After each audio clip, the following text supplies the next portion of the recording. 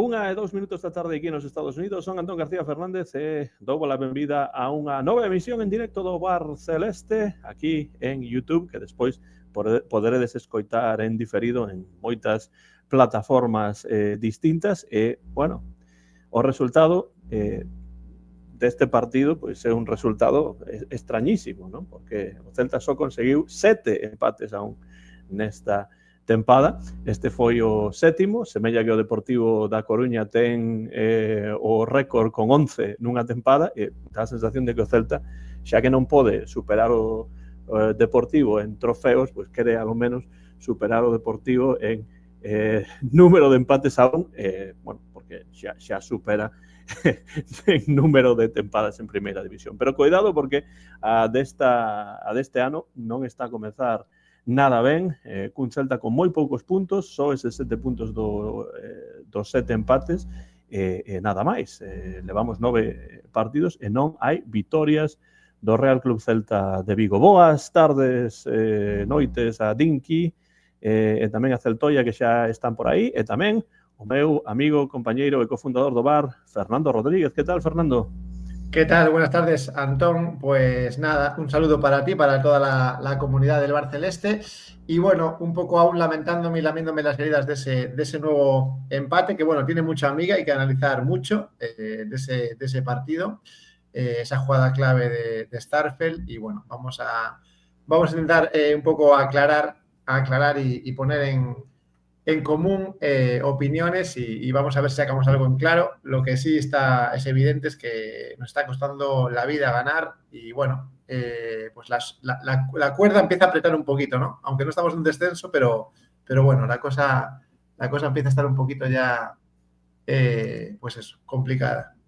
Un cuarto de tempada que xa se vai na Liga, 7 puntos do Celta, un pequeno cambio de aires polo que semella tamén para o noso vindeiro convidado. Está, penso que en Madrid, un bo celtista, o noso amigo Martín González. Que tal, Martín? Pois, que tal? Como sempre, isto é o día da marmota, o mun, e se me preguntas nunha semana, seguramente estaría igual, porque mesmas sensacións, mesmos resultados, milagre estar fora do descenso, creo eu, con ritmo de menos dun punto por partido. Polo de agora, pódense ver certos brotes verdes que comentaremos máis tarde, pero sí que creo que bueno, todo o bo que vimos na primeira parte bótase o lixo por unha acción incomprensible de Starfelt, que xa tiña pinta de que estaba desquiciado dende o comezo do partido. Nada, creo que sí que é determinante esa expulsión. Non me maravillou a primeira parte, tampouco me pareceu que a Real xogase a moito, sinceramente. Xa comentaremos máis, pero harto de estar neste loop temporal e a ver se saímos adiante unha vez. Pois teñen que cambiar bastante as cousas para que así sexa, e imos comentar este empate a 1 fronte a Real Sociedade, sexto partido na casa, aínda sen vitoria do Celta, tamén co noso vindeiro convidado, celtista de pro, ademais profesor titular de Filoloxía Inglesa na Universidade de Vigo, que estivo, por suposto, presente no Estadio Municipal de Balaídos. Jorge Luis Bueno, que tal, Jorge?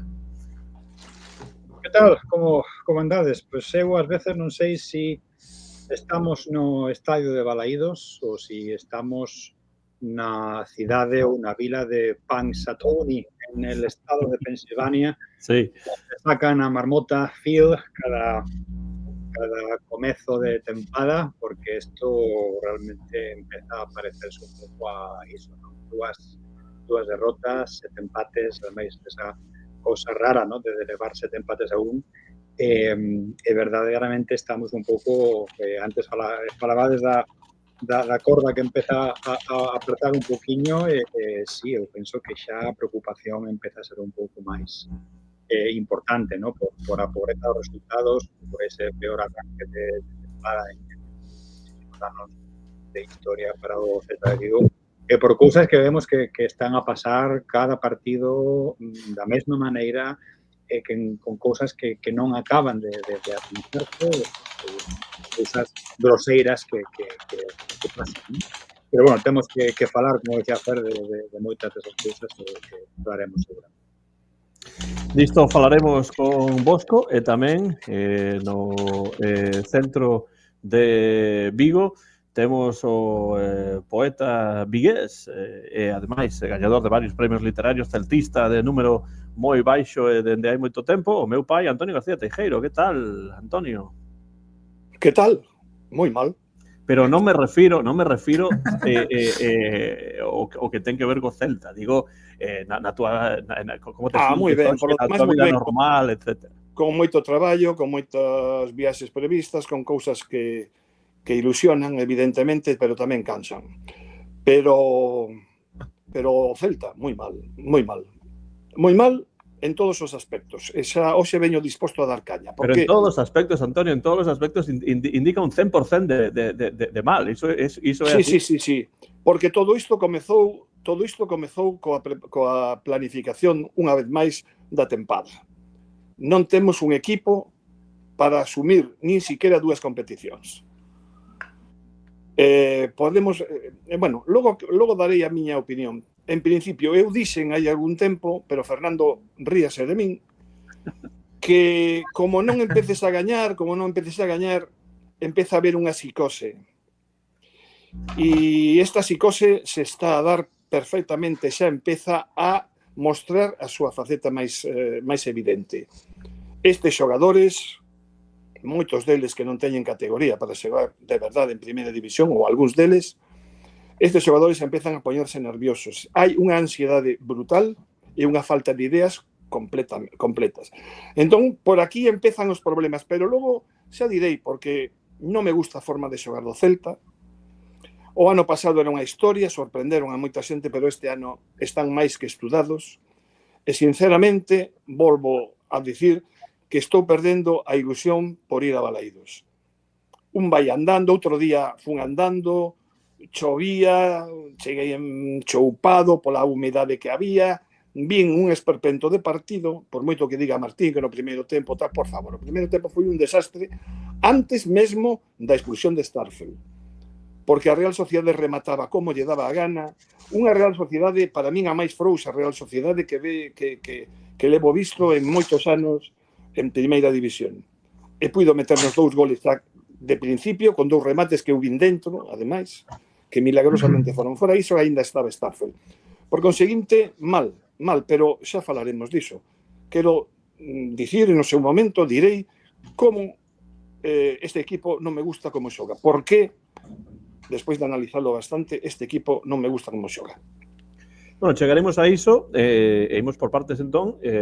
Falemos do encontro Celta 1, Real Sociedade 1. A min foi un partido, xa lo digo claramente, que non me gustou en absoluto por ningunhas dúas partes, e ademais un partido que me pareceu bastante aburrido, trabado, con un árbitro que non xestionou ben os cartóns. Outro que den baile. E bueno, pois foi un partido deses que para min é mellor esquecer, a non ser que sexa para aprender dos erros. Jorge, Fer, Martín e despois Antonio, que ten moito que dicir do estilo de xogo do Celta.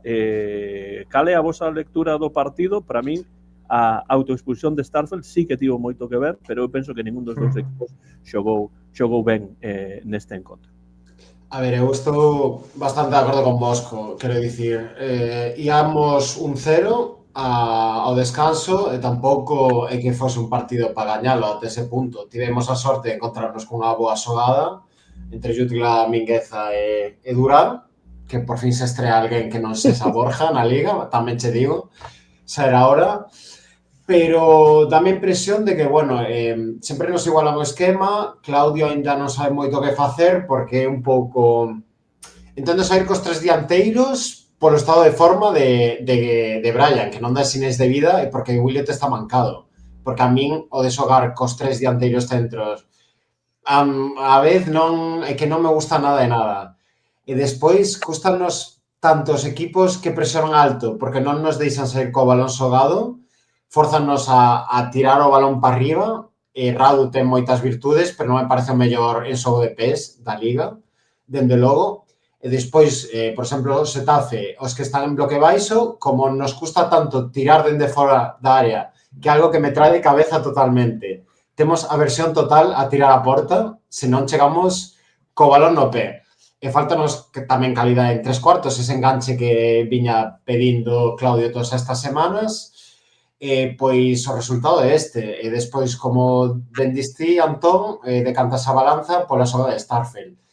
Podíamos gañar. Eu pensaba que ia ser a primeira victoria, cando íamos polo minuto 30 e pico 40, porque sen ser moita cousa o Celta, e que a Real Sociedade é o que di Antonio, é unha Real Sociedade bastante indolente. Ten xogadores de calidade, sí, pero era un equipo que viña mancado de morte. Que se houvese perdido, eu estou seguro de que Sergio estaría agora mesmo fora do equipo, xa non seguiría sendo o míster da Real Sociedade. Polo tanto, tiñamos unha oportunidade co vento a favor, con un 0, pero non sei se son os nervios ou o estado de ansiedade generalizada, de psicose, como dicía Antonio, ou que, pero estragamos totalmente unha oportunidade de ouro, na miña opinión, ademais xogando na casa, era unha oportunidade de reenganchar a afición. Espero que a vitoria chegue máis pronto que tarde, porque toca engancharse ao tren xa, porque non quedan tantas paradas. Un cuarto de liga, quedan 3. Jorge, Fernando, despois rematamos a visión con Antonio. Claro que ante o que dis, Martín, que estou de acordo contigo, a pregunta que penso que nos debemos facer sempre é que hai que facer para que esa victoria chegue, porque a mí o que me parece é que en cada partido estamos facendo o mesmo, cometendo os mesmos erros, amosando aos mesmos problemas unha e outra vez, e todos íamos a, bueno, xa chegará unha victoria, non? Pero se repite esa mesma cousa unha e outra vez, por moito que cambies o debuxo, por moito que intentes facer cousas distintas, ao final, pues, temos o mesmo, non? Os primeiros 25 minutos de cada partido son casi unha reproducción partido tras partido, tentamos sair, tentamos pegar, estamos a piques de sempre, pero como outro día, a xogada do gol de Pablo Durán repetiuse como 4 ou 5 veces con outros xogadores involucrados. Parece que temos que facer o mesmo 4 ou 5 veces ata que conseguimos que unha vez entre. E despois estamos a repetir os mesmos erros unha e outra vez, xa independentemente de cosas como, bueno, eu si penso que a xogada de Starfield é un erro groseiro pola súa parte que un xogador profesional non debe cometer, pero penso que tamén hai outros erros que un xogador profesional non debe cometer, que se cometen, en parte, porque, bueno, temos o que temos, somos o que somos, e nos falta moita calidade en moitos lugares do campo. Entón, claro, sen iso, pois, imos a pasar bastantes problemas, non? Porque eu non penso que a solución este cerca, non? É verdade que tamén facendo case nada, porque tamén é outra constante nestes partidos anteriores, con moi pouco esforzo facendo case nada, os rivais, independentemente da calidade que teñen, nos marcan gol de seguido.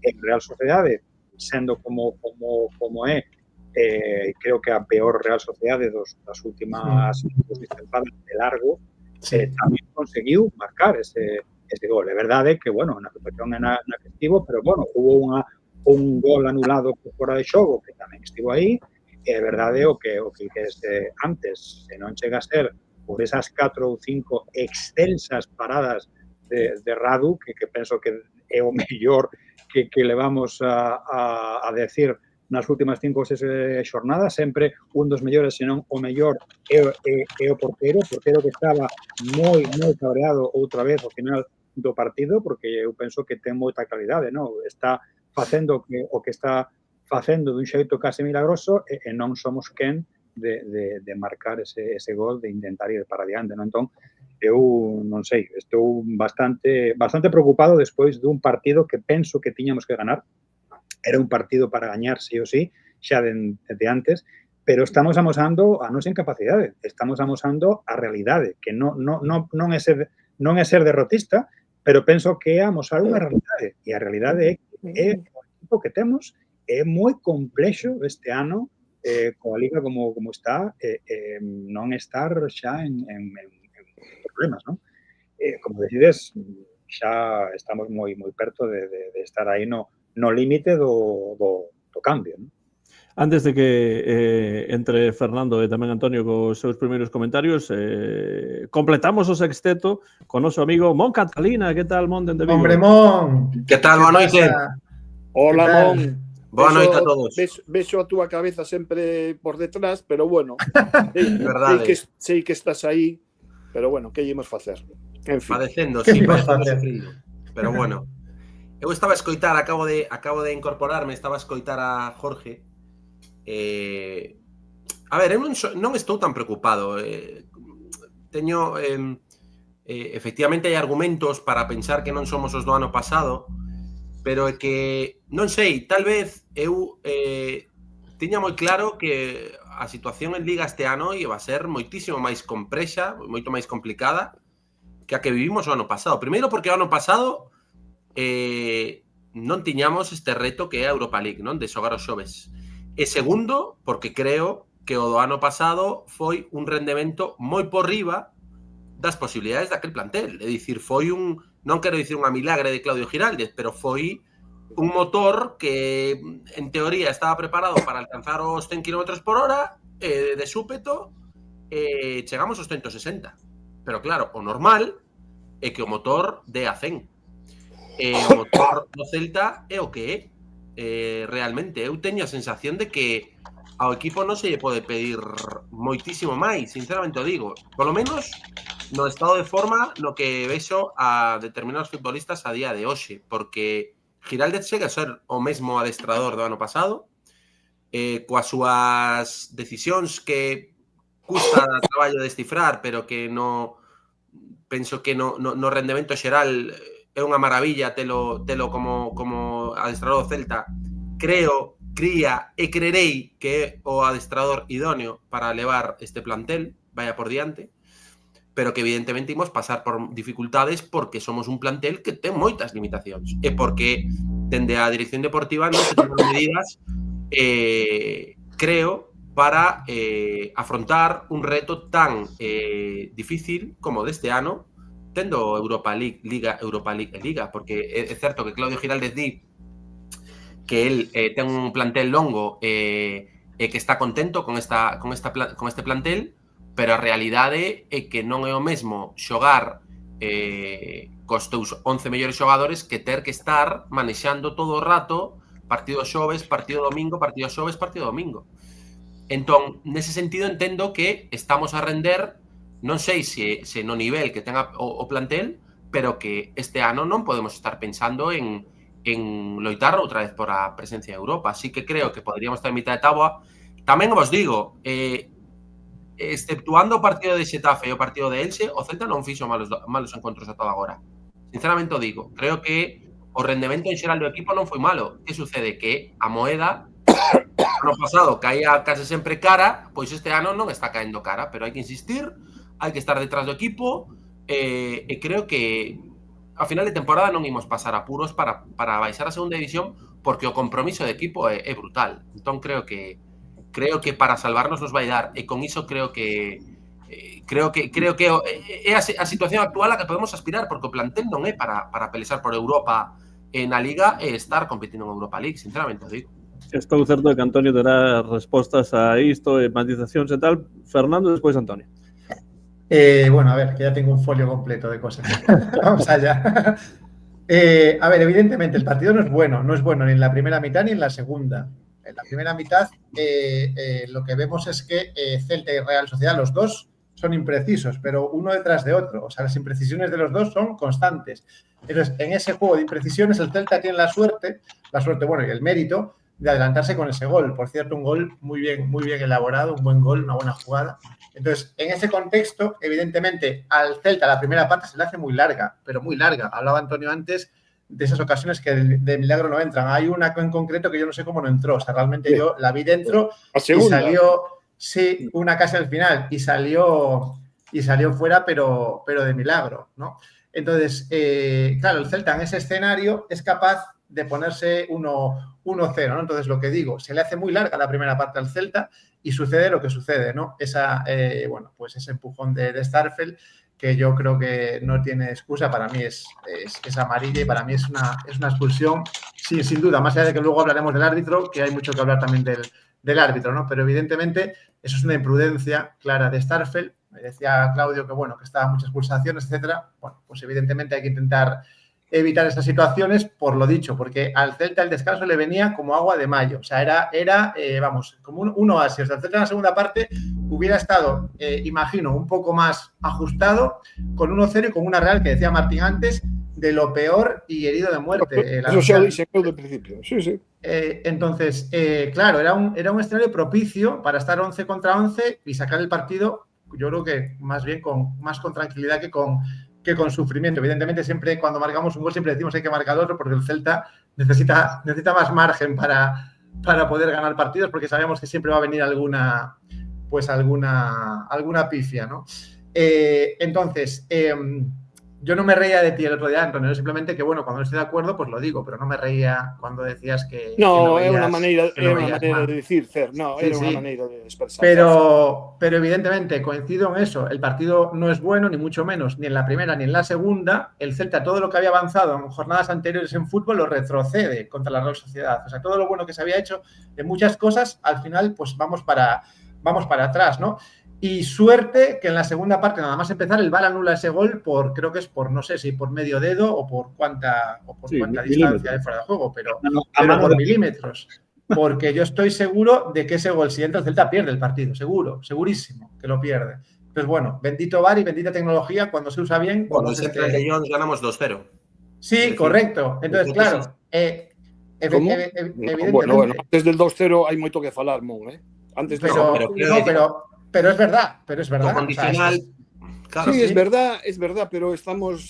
Bueno, en los dos casos sería fútbol ficción porque no sabemos. Claro, sí, bueno. Entonces, a mí no me valen esas cosas, de verdad. Claro, entonces, la segunda parte, ¿qué sucede? Aunque tengas un jugador menos, yo creo que el Celta se equivoca porque apenas tiene control de balón y no es capaz de jugar con el balón. Es decir, no es capaz de que pase el tiempo con un poco de posesión. Realmente el segundo tiempo ahí el Celta falla. Aunque tengas un jugador menos, tú tienes que ser capaz de por lo menos una parte del partido pues que pase con el control del balón. Y yo creo que Claudio va por esa línea. Culpa de Giraldez. Claro, su estilo de juego pregona esa defensa con balón y ahí falla el Celta. Aunque tenga uno menos, creo que se puede hacer más de lo que se hizo en la segunda parte. Creo que el Celta en la segunda parte está digamos, pues a merced, como gato panza arriba, pues defendiendo. Es verdad que se defiende bastante bien y con un porterazo como es Radu, que cada vez está demostrando que se acertó con su fichaje, pero yo entiendo que con 10 jugadores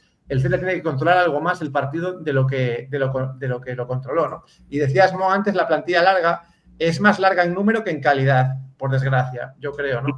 Totalmente. Y para mí la mejor noticia, porque ya con esto termino, la mejor noticia para mí es la convocatoria de Josef Eidú. O sea, fue la alegría, la primera alegría que me llevé antes de que empezara el partido fue la entrada en la convocatoria de Eidú, que espero que a pesar de su situación nos pueda ayudar y espero verlo en acción, ¿no? Aunque el otro día jugó en el partido amistoso, que evidentemente no es valorable, le he vuelto a ver, pues sus características típicas de central. Entonces, bueno, me alegré bastante por eso, por esa vuelta, y yo espero verlo, aunque sea en Copa del Rey, otra vez en el terreno de juego, porque las cualidades las sigue teniendo. Antonio, entramos despois en modo tertulia para que cada quen poida compartir as súas visións. Bueno, eu o único que podo dicir, para empezar, teño que dicir que un equipo que tira por dentro a gol unha vez en todo partido, decídeme dúas, Decídeme dúas para ese equipo fenomenal del que estamos falando, cierto? Un equipo que tira unha vez a gol por dentro en todo partido é imposible que gane un partido, sobre todo tal como defende o Celta. Primeira historia. Segunda historia que teño que decir, hai que acabar con esa idea de xogar, de sair co balón controlado desde atrás todo o tempo. Moi de acordo. Porque o Celta non ten xogadores con talento para poder facer iso.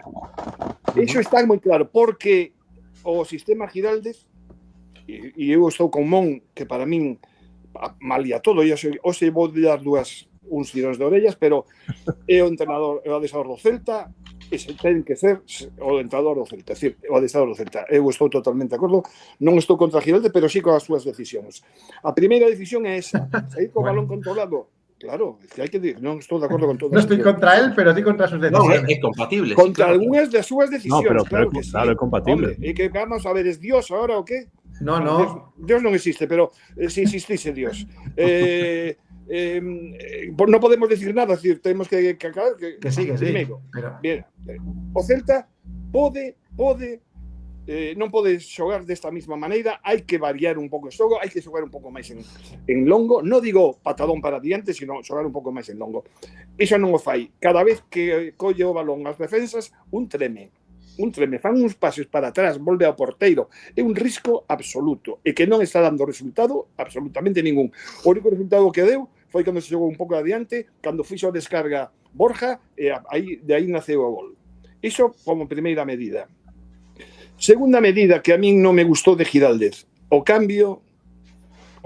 primeiro cambio que fixo, sacou a Sotelo do campo e deixou o equipo con cinco defensas, 3 dianteiros que andaban polo medio sin saber por qué e un centrocampista nada máis que era Irais Moriba. Con iso é moi difícil aguantar, por moito que se me diga que se quería facer máis espeso o partido para a Real, etc.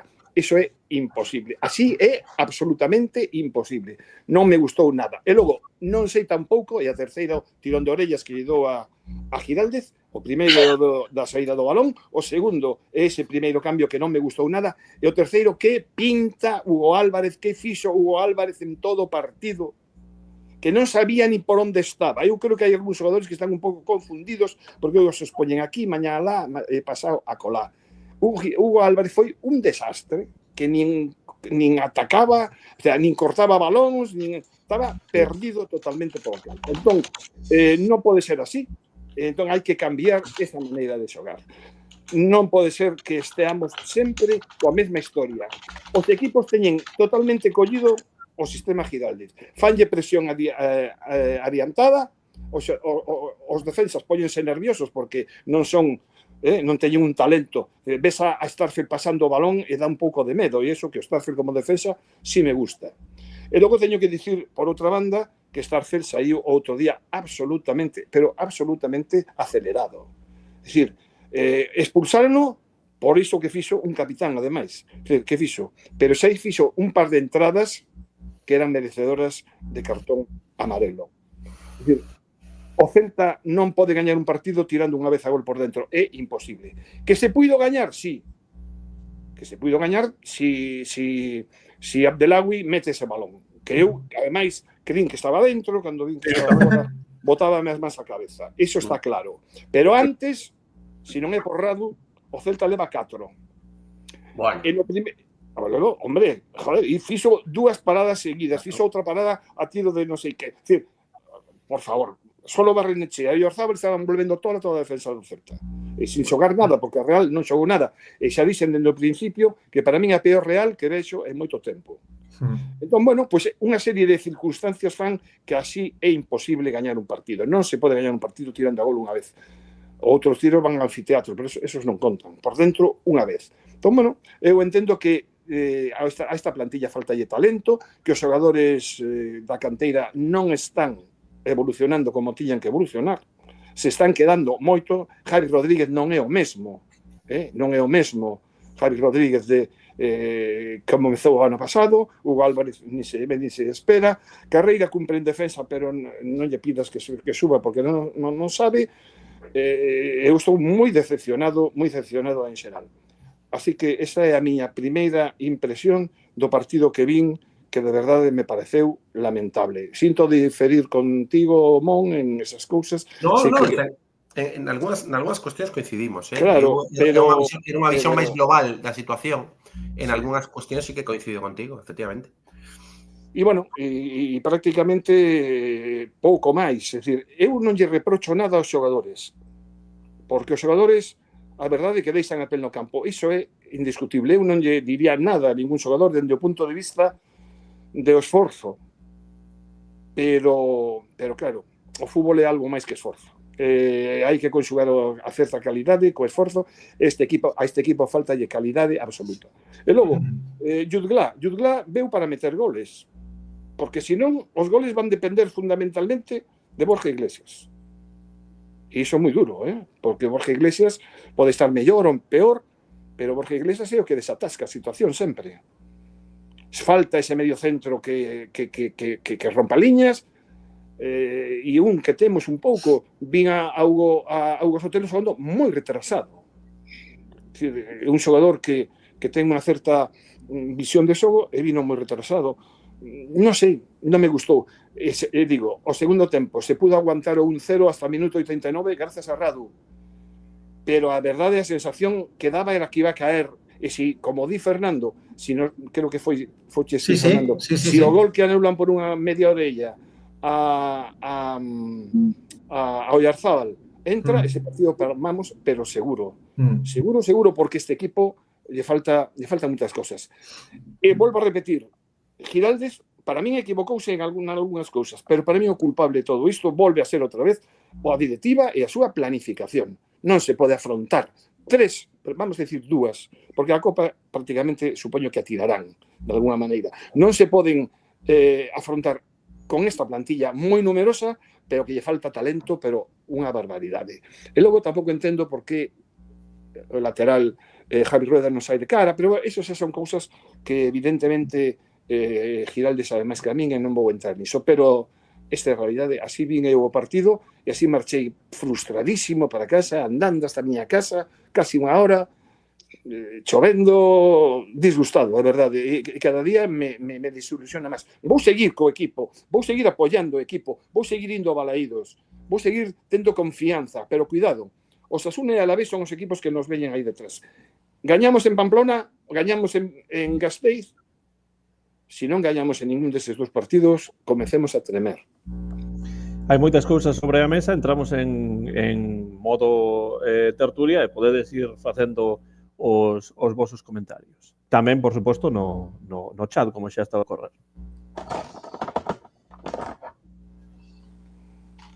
A ver, pues si nadie habla, hablo yo. Te comentaba, Antonio, te comentaba antes lo del tema de Giraldez, por ir por el principio. El tema de jugar desde atrás. Es que el libro de Giraldez, una de las claves es esa, es decir, ¿queremos o no queremos a Giraldez? Hay que quererlo con lo bueno y con lo malo. Entonces, vale, respeto, xa sei o que vas dicir, respeto o que dis, pero un adestrador chegado a un punto ten que variar algunhas cousas, porque ten que darse de conta que non ten xogadores para facer ese fútbol que claro, pero entonces a iso me refiro eu, claro. A iso refiro eu, pero estou con el, Fer, estou con el, pero temos que dicir as cousas como se pensan, e Giraldez equivócase, porque Giraldez é humano, pero realmente ten que variar algún, non pode ser repite sempre a mesma historia e ao final es decir, queremos salir con balón jugado o con patadón hacia arriba. Ves, é que non é iso, Fer, é que non son as dúas únicas posibilidades, de patadón para diante non, pero si sacar o balón un poquinho máis longo, sí, e retelo un pouco, porque como ves, están dando pases para atrás, que é un risco que nos mandan moitos disgustos así. Sí, evidentemente. Técnicos para poder facer iso. Evidentemente, y pases horizontales que yo he visto alguno en este partido también son un peligro en defensa. E para atrás. Sí, pero lo que quiero decir es un poco eso. Yo entiendo que la filosofía de Giraldez es esa y que quiere salir con el balón jugado, pues para no perder el balón a los 3 segundos con un balón largo. Bueno, pues hay medio campo, no se trata de alargar para adelante que corran, no. Sí, pero bueno, lo que quiero decir es que Giraldez viene con ese libro. ¿Cómo chegou o gol? El gol de la Real. Non chegou movendo balón un pouco longo, el gol del Celta, descarga de Borja. Eso que quero dicir eu. Hay que variar, non podemos seguir. Pero más de una vez le preguntaron a Giraldez en rueda de prensa si, dado los malos resultados, iba a cambiar su estilo, y él dice que no, que va a muerte con eso. Evidentemente tendrá que hacer matices, pero él va con su libro hasta el final, ¿no? Y luego, por hablar de nombres propios, hablabais de Radu, que ya lo hemos destacado mucho. Ya en la primera parte, porque evidentemente Radu cuando brilla más en este partido es en la segunda, pero es que ya en la primera da una seguridad brutal con las paradas que hace. Entonces yo ahí ya empecé a ver que Radu realmente ha sido un acierto, ¿no? En la primera parte hay alguno que otro tiro y la forma de resolverlo es con una seguridad y una tranquilidad que yo hacía mucho tiempo que no veía en un portero del Celta, ¿no? Me refiero a tiros a media distancia, etcétera, ¿no? Entonces, bueno, por ahí también una buena noticia, ¿no? Y el tema de la dependencia de todas formas, ¿sí? Falando ti de dar Radu, quero dicir só unha cousa. Sí. Un mal sinal que o mellor porteiro, sí, no, o mellor claro. xogador do Celta e do partido para min fose o porteiro do Celta xogando na casa. E logo por terminar, en 3 cuartos non temos claridade desde hai tempo, pois hai que buscarla. Y por terminar, evidentemente, por desgracia, estamos dependiendo en buena medida de los goles de Borja y de todo su trabajo, que ya lo conocemos.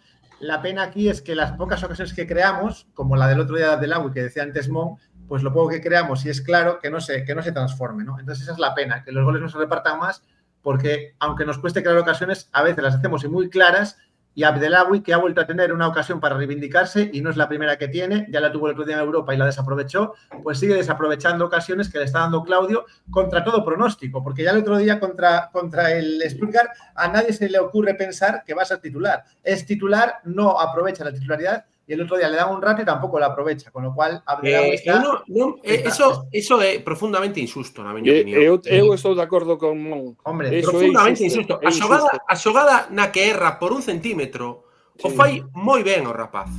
O fai moi ben, porque ese pase que lle dá Moriba, que é un bo pase, es moi bo pase. Sí. Ferran Jutgla non chega á área. Ese pase a Ferran Jutgla non chega á área. Esa arrancada, ese cruce por delante do central, o fai fantásticamente ben. Entón non podemos condenar e dicir que non aproveitou a oportunidade por 1 centímetro, caramba. Parece moi injusto porque eu lembro a Iago Aspas con 20 anos fallar ocasións destas.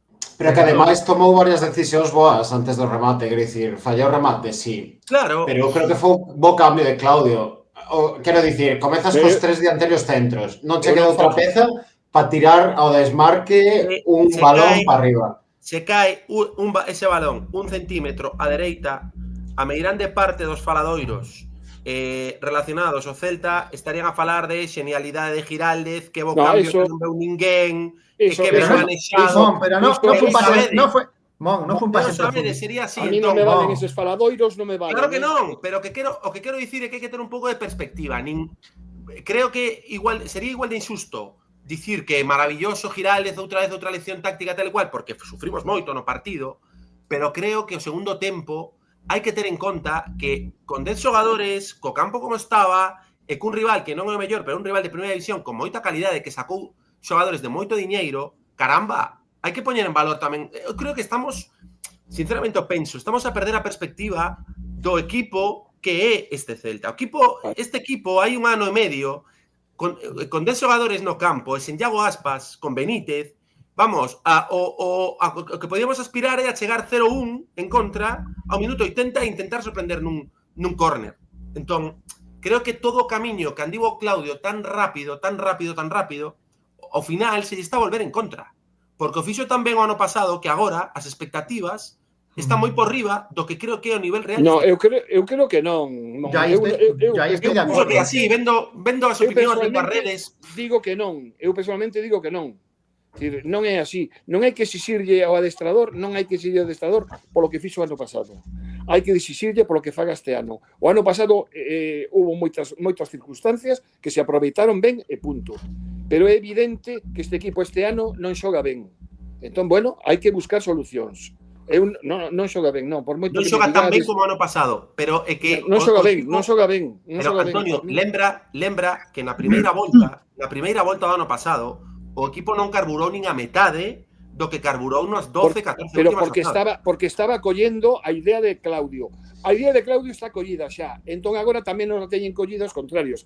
Ese é o medo que me dá Mon se non hai ningunha variante. E iso me dá un pouco de medo. Remato para abrir un pouco o debate. Eu estaría moi preocupado se das 9 xornadas que van o equipo estivese pois digamos cunha victoria, cos mesmos puntos, pero con máis derrotas. Quero dicir, un equipo que de 9 partidos só perde 2 partidos é un equipo que compite. É un equipo que está preparado para facer as cousas mellor. Quero dicir, ao final, claro, non quero ser o típico boomer, se valeran os puntos 2 como nos anos 80, claro, un rapaz dirá que algunha vez vairon 2 puntos a victoria. Claro que non quero ir a esa comparación, pero realmente o valor real do rendemento do Celta está por riba dos puntos, na miña opinión, porque ben é certo que non gañou, pero só houbo 2 equipos que foron capaces de gañarlle. Sí, pero con total merecemento sabes que o Celta gañou moi ao final uns partidos que puido ter perdido perfectamente e gañado moi poucos. Bueno, a ver, non sei dos que falas, pero que se empataron e que o Xirona, que, bueno, o Xirona, o resto, fíxate, ademais, Mon, xogamos 6 partidos na casa, sí, e contra equipo contra que rivais? Son rivais moi vos. Pois contra o Girona, por exemplo. O Girona e o Xetafe son os únicos rivais nos que podes a pedir a victoria, pero o resto que vino de que está afundido, que lle gaña todo Dios prácticamente. En fin, Villarreal, o Getafe, Real Sociedad, Atlético de Madrid, son equipos a vos. Sociedade non me o nomes porque é un equipo que está en unha baixa forma horrorosa. Entón, non me digas que eso era... Ese partido había que gañalo, Mon. Había que gañalo. Non se gañou, vale, pero había que gañalo, non? Menos panos quentes porque o Celta non está xogando nada ben. Non sabes que non son de poñer panos quentes en absoluto, pero tampouco vou dicir algo que non sinta. Non estou preocupado realmente. Quero dicir, evidentemente, outro día saín igual que de frustrado que a ti, frustradísimo, porque ademais o empate chega cando xates a meta nos fuciños e fastídiate moito máis. Pero realmente creo que este equipo non se vai caer. Este equipo vai ir para arriba. Irá cara a metade de táboa, cara 13º, 14º, 12º, 11º. Pero que a miña perspectiva, o meu punto de vista dende verán non era pelexar polos postos polos que pelexamos o ano pasado, porque ti mesmo dixeches, o traballo para iso non se fixo no verán. Claro. E por outra cousa, que tamén é achacable a Giralde, da miña opinión, é que aquí xa sei que estou só no barco, porque creo que os 2 medios centros mellores do equipo son os que menos están a xogar, que son Damián e Fran Beltrán. E non está só no barco, como xa che dixen en Twitter outro día, claro, porque eu vexo que hai moita sobrevaloración de certos xogadores por parte de algúns formalistas, celtistas, etc. Totalmente. Botar prácticamente a basura todo o traballo de Fran Beltrán, non só destes anos, senón da pasada tempada. Que casualidade que cando menos sólidos somos, cando menos resultados recuperamos, é cando Fran Beltrán desaparece dos 11 titulares. Pues cuidado co que dis, que te va a machucar. Igual, bueno, hombre. No, xa sei, lo digo en tono irónico, porque o que está pasando con Beltrán é verdadeiramente vergonzoso. Para pensar mal, aí o deixo. Para pensar mal, é moi mal, ademais, é moi mal. Por iso digo. Moriba, discrepo totalmente con ese comentario. Para min Moriba, a pesar de que o fixo moi ben no pase, para min Moriba non é un centrocampista tan bo como a xente di. E, Mon, por hablar desa... Non é tan bo para min. De esa jugada, Mon, por hablar de esa jugada ya para cerrar, el pase de Moriba a Abdelawi, que decías tú que otro jugador no lo coge, es más un pase al pie que un pase en profundidad, ¿eh? O sea, tampoco le manda un pase a 50 metros y se pone a correr, es casi un pase al pie. O sea, me dices, no, es que Yuclán no lo coge. Bueno, a ver. Se un pase ao pé, un pase ao pé e logo o xogador, porque está a medio campo cando recibe, prácticamente, bueno, ten a capacidade de control orientado, que ese control orientado non é sinxelo, cruzarse por diante do central, sacarlle en velocidade. Eso é de xogador que nin Jutla o fai, nin Borja Iglesias, que a mí me encanta Borja Iglesias. Sí, no, evidentemente, que ten de conducción que amosou outro día, eu creo que Borja si o podía facer. Para ter en conta. Eu creo que Borja si o podía facer, Sí, no, esa velocidade non, pero bueno. Esa carrera non. Esa velocidade non.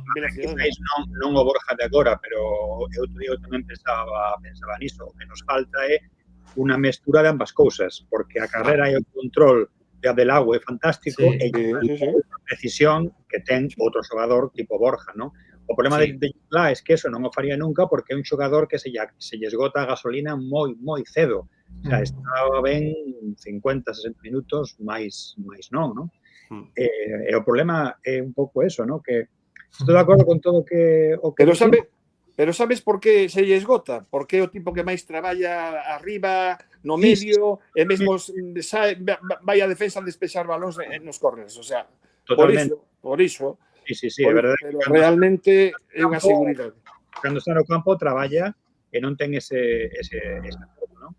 Pero sí que é verdade que ás veces non ten a sensación de que non é tanto o problema de por parte de Xiraldes, que penso que moitas veces sí que fai as cousas que hai que facer en algúns partidos, senón que hai certas cousas que non están a sair, e non están a sair porque bueno, a calidade é a que é, e as pezas son as que son, e ás veces eu penso que nesa idea de confianza, non, que sempre decides que bueno, hai que confiar porque as cousas son as que son. No caso de Abdelagüe, non? Penso que Abdelagüe sí que leva uns cantos partidos amosando cousas, pero non acaba de rematar o que parece que ten que facer. E non o digo solamente por él, tengo outros xogadores que parece que estamos todos pendentes de precisamos un partido máis, a ver se no seguinte desta vai, e ás veces non se corresponde o plantexamento. Se me permites, Jorge, solamente un apuntamento. John Abdelagüe é moi bo a campo aberto.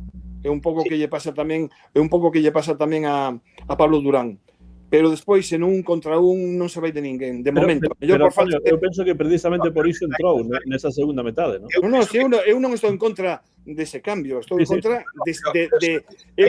contra de debilitar o medio campo co primeiro cambio. É dicir, debilitarlo, no, pero clarísimamente. Aí, para min, é un debe de Giraldez, con todos os respetos, porque o aprecio moito e porque penso como Mon, que ten que ser o adestrador e terá que seguir sendo o noso adestrador durante algún tempo.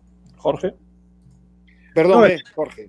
No, que penso que o cambio que fai con el Abdelagüe nese momento era con esa idea, ¿no? Darlle un pouco máis de velocidade para ver se conseguimos colocar un balón un pouco rápido e facer exactamente o que pasou. Pois saca Yudglá, coño, saca Yudglá do campo que non fixo absolutamente nada. Traballa, claro, pero nada máis.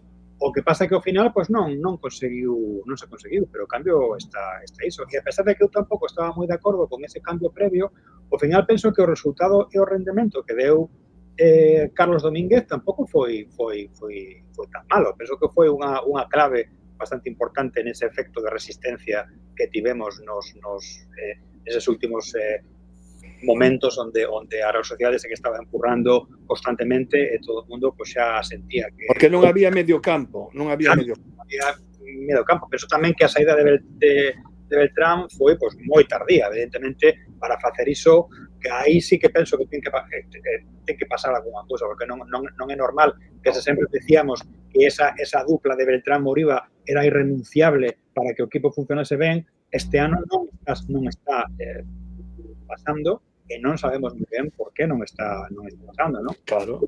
Tamén a idea esta que sempre, non?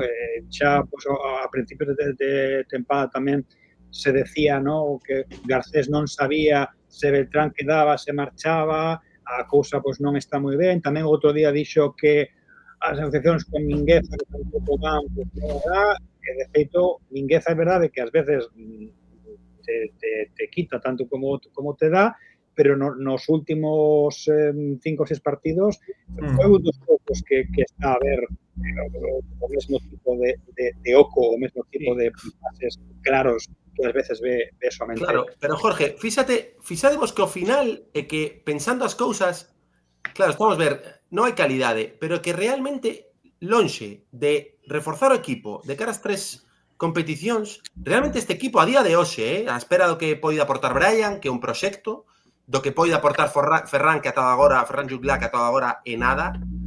Claro, os recursos que tiñamos ano pasado en Alfon e en Fer López xa os quixéramos agora. Sí ou non? Pero que xa partimos de aí, non? O principio, é que eu ter quedado con Alfon era a mellor idea que non facer as cousas, non? Pero claro, ao final, pois, te din, é que non se puido. Bueno, pois non se puido, pero evidentemente que son dous recursos fundamentais. De todas maneiras, esperade que a tempada pasada eran outras cosas. Quero dicir, a estas alturas de tempada, Alfon non estaba sendo determinante. Eu lembrome ben que os primeiros partidos, de feito, caeron de moitas críticas. Bueno, xa quixera Brian ter o rendemento que tivo Alfon a estas alturas daqui a Lima, porque en Villarreal, que estaba Walí, menudo partidazo fixo. En Villarreal estivo ben, e despois no Sardineiro, pero tampouco foi un xogador que estivera de 10 a estes momentos da tempada. Quero Claro, dicir, non estivo tan tampouco. sobresaínte como no final de Liga, que foi decisivo, pero xa era un xogador de entrar e render ben no campo. Entón, Pero é que o tema que Rayo non debería ser un proxecto. O rendemento que estaba a dar Fer López e Alfon, sobre todo na segunda metade da campaña do ano pasado, que é cando co que estamos comparando este Celta realmente, é moi superior ás das fichas deste ano, pero de aquí a Lúa. Total. Evidentemente, pero aí estou de acordo. Aí bon. Pero o tema é que se comparamos o comezo das dúas tempadas, eu creo que fallan máis cousas. Falla sobre todo a clarividencia arriba. Pero outra cosa é do sistema. Eu lembrome cando, por exemplo, o Chacho Coudet pillaron a matrícula, encimaban a Denise e a Iago, facíanlle un marcase constante, esa non había en 3/4 nada de Masia, que é o que lle pasou no segundo ano e no comezo do terceiro. No, a ver, non me toquedes a Coudet. Coudet fixo dúas tempadas. A palabra máxica. É que quero dicir unha cousa. Coudet tivo dúas tempadas fenomenais. Non me digades que non. Os resultados están aí. Na primeira, casi chegamos a Europa. Na segunda, tranquilos, na metade da táboa, sin ningún problema. Na terceira non lle deron nada, non fixeron ni pretempada, marcharon a América con os souvenirs ou cos de fortuna e ao pouco tempo largaron. Entón, vamos a ser xustos con Coudet porque hai moita xente que non é xusta con ele. Colleu un equipo... Non unha crítica a Coudet que o está facendo ben a la vez, pero quero dicir... Colleu un equipo destrozado. Cando ele colleu o equipo ao principio, aquilo era un desastre.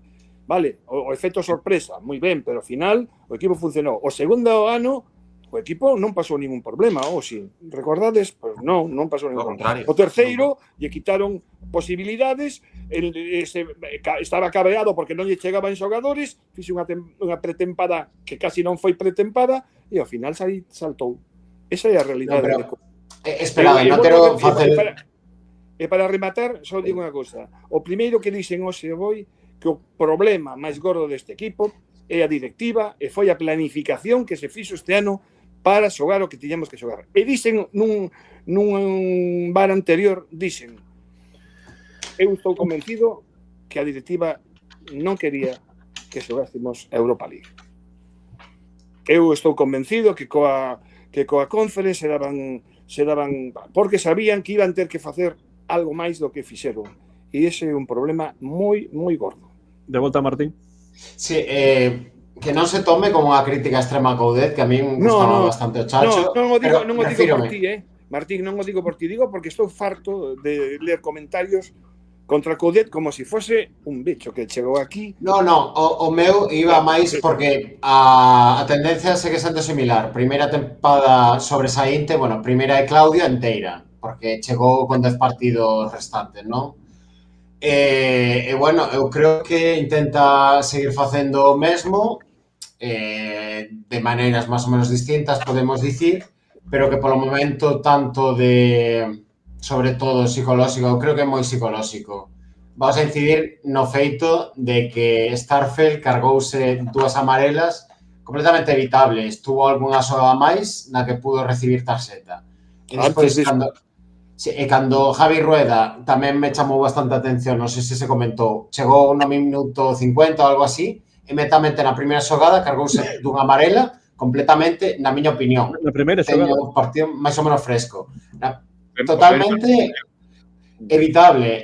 Iso é bastante parte mental. Eso por ansiedade. Exactamente. E iso tamén é a labor do equipo técnico, do adestrador, saber canalizar esa ansiedade nalgo un pouco máis positivo. Creo que estamos metidos nun burato e non sabemos moi ben como sair. Creo que Claudio está intentando varias maneiras de sair de ali, pero sí que creo que lle vai custar máis que na tempada anterior, porque lle teñen máis pilla a matrícula o calemérito dos rivais, pero tamén o que decide, se lle falta certas pezas, terá que facer algo. Eu aquí non teño as respostas, evidentemente, por iso non estou no campo, pero Non vou dicir que estou preocupado porque creo que nos vamos salvar sen moito problema de aquí a finais, e creo que por estados de forma comezamos super mal a zaga. Javi Rodríguez, Alonso e Starfel comezaron moi mal. Alonso outro día fixo un partidazo para min. Sí, estás a moito mellor. Refírome ao que foi o primeiro mes e pouco. Estuvo a altura, sinceramente. Pero bueno. Pero de todas maneiras, se o porteiro é o mellor xogador na gran maioría de partidos, algo nos está facendo ben. Eu sigo tendo bastante confianza, pero un calendario con 3 partidos a semana, cuidado. Dame bastante mago que esa xente xa falan de mercado de inverno agora en outubro e xa en setembro, que lembro que xa fai semanas que estábamos falando de incorporar pois un atacante de banda, un media punta, tal. A ver que fai Claudio, porque, bueno, hai certas pezas que poderían subir de fortuna, pero máis a medio plazo, na miña opinión. No mercado de inverno penso que cero. Quero dicir, se un escoita as ideas, a min, bueno, un pouco, para coller un tema que dixiches antes, Martín, sí que estou de acordo nesa idea, ¿no? de que o teu comentario iba máis polo sentido de que xa parece que temos un tipo de xogo que xa o rival coñece moi ben. Entón, esa idea de intentar sair coa pelota controlada non está saindo nada ben. E, de feito, case todos os equipos empurran moitísimo dende arriba e non somos quen de sair coa pelota controlada e, ao final, mandas un centro a lo loco que é incluso peor que intentar xogar un balón longo ao principio, non? Eu penso por esa... Eso xa o dixen eu, non me dixeches que teña razón. Anda, Jorge, non me veñas Te falta cariño, Antonio. Eu me dixen antes vos, non? Que eu penso que o teu comentario con Coudet é un tipo de xogo que xa se coñece e, de feito, pois, penso que Giraldez teña que intentar pensar outra... Pero fixademos que isto mesmo o criticou Giraldez en sala de prensa, non sei se escoitastes o rematar o partido, pero dixo que un dos erros que cometeu o Celta contra a Real Sociedade foi gustarse demasiado na saída da pelota, que tiña que ter sido máis selectivos en determinados momentos e non darlles de comer en ese tipo de xogadas, que a min chamoume a atención, porque pensaba que era unha instrucción que... Monte, ti crees que era gustarse ou es que non sabía que facer? Eu creo que chega un momento que non saben que facer, non teñen confianza. Eu creo que abusan moito da saída dende atrás tocando o balón. É algo un pouco repetitivo nese sentido, non? Sí, a ver, a min a proposta pareceme ben porque atraer ao rival para xerar espazos, bueno, que se facía o ano pasado, pero evidentemente se tes a claridade e a astucia de mesturalo con un xogo en longo, porque ademais tes un xogador de referencia este ano, que é Borja, que te pode xerar a superioridade, como chegou o gol, a través dun pelotazo. Entón, claro, na mestura é onde desconcertas ao rival. Se ti sempre saes por abaixo, sí ou sí, o rival ten moito máis fácil ir cara arriba. Claro. E non hai ese efecto sorpresa, non? E además que toca moi ben o balón Radu. Radu manda o balón que con moito... Sí. En fin, sabe enviar o balón, ten bo toque de balón, é dicir, que o manda...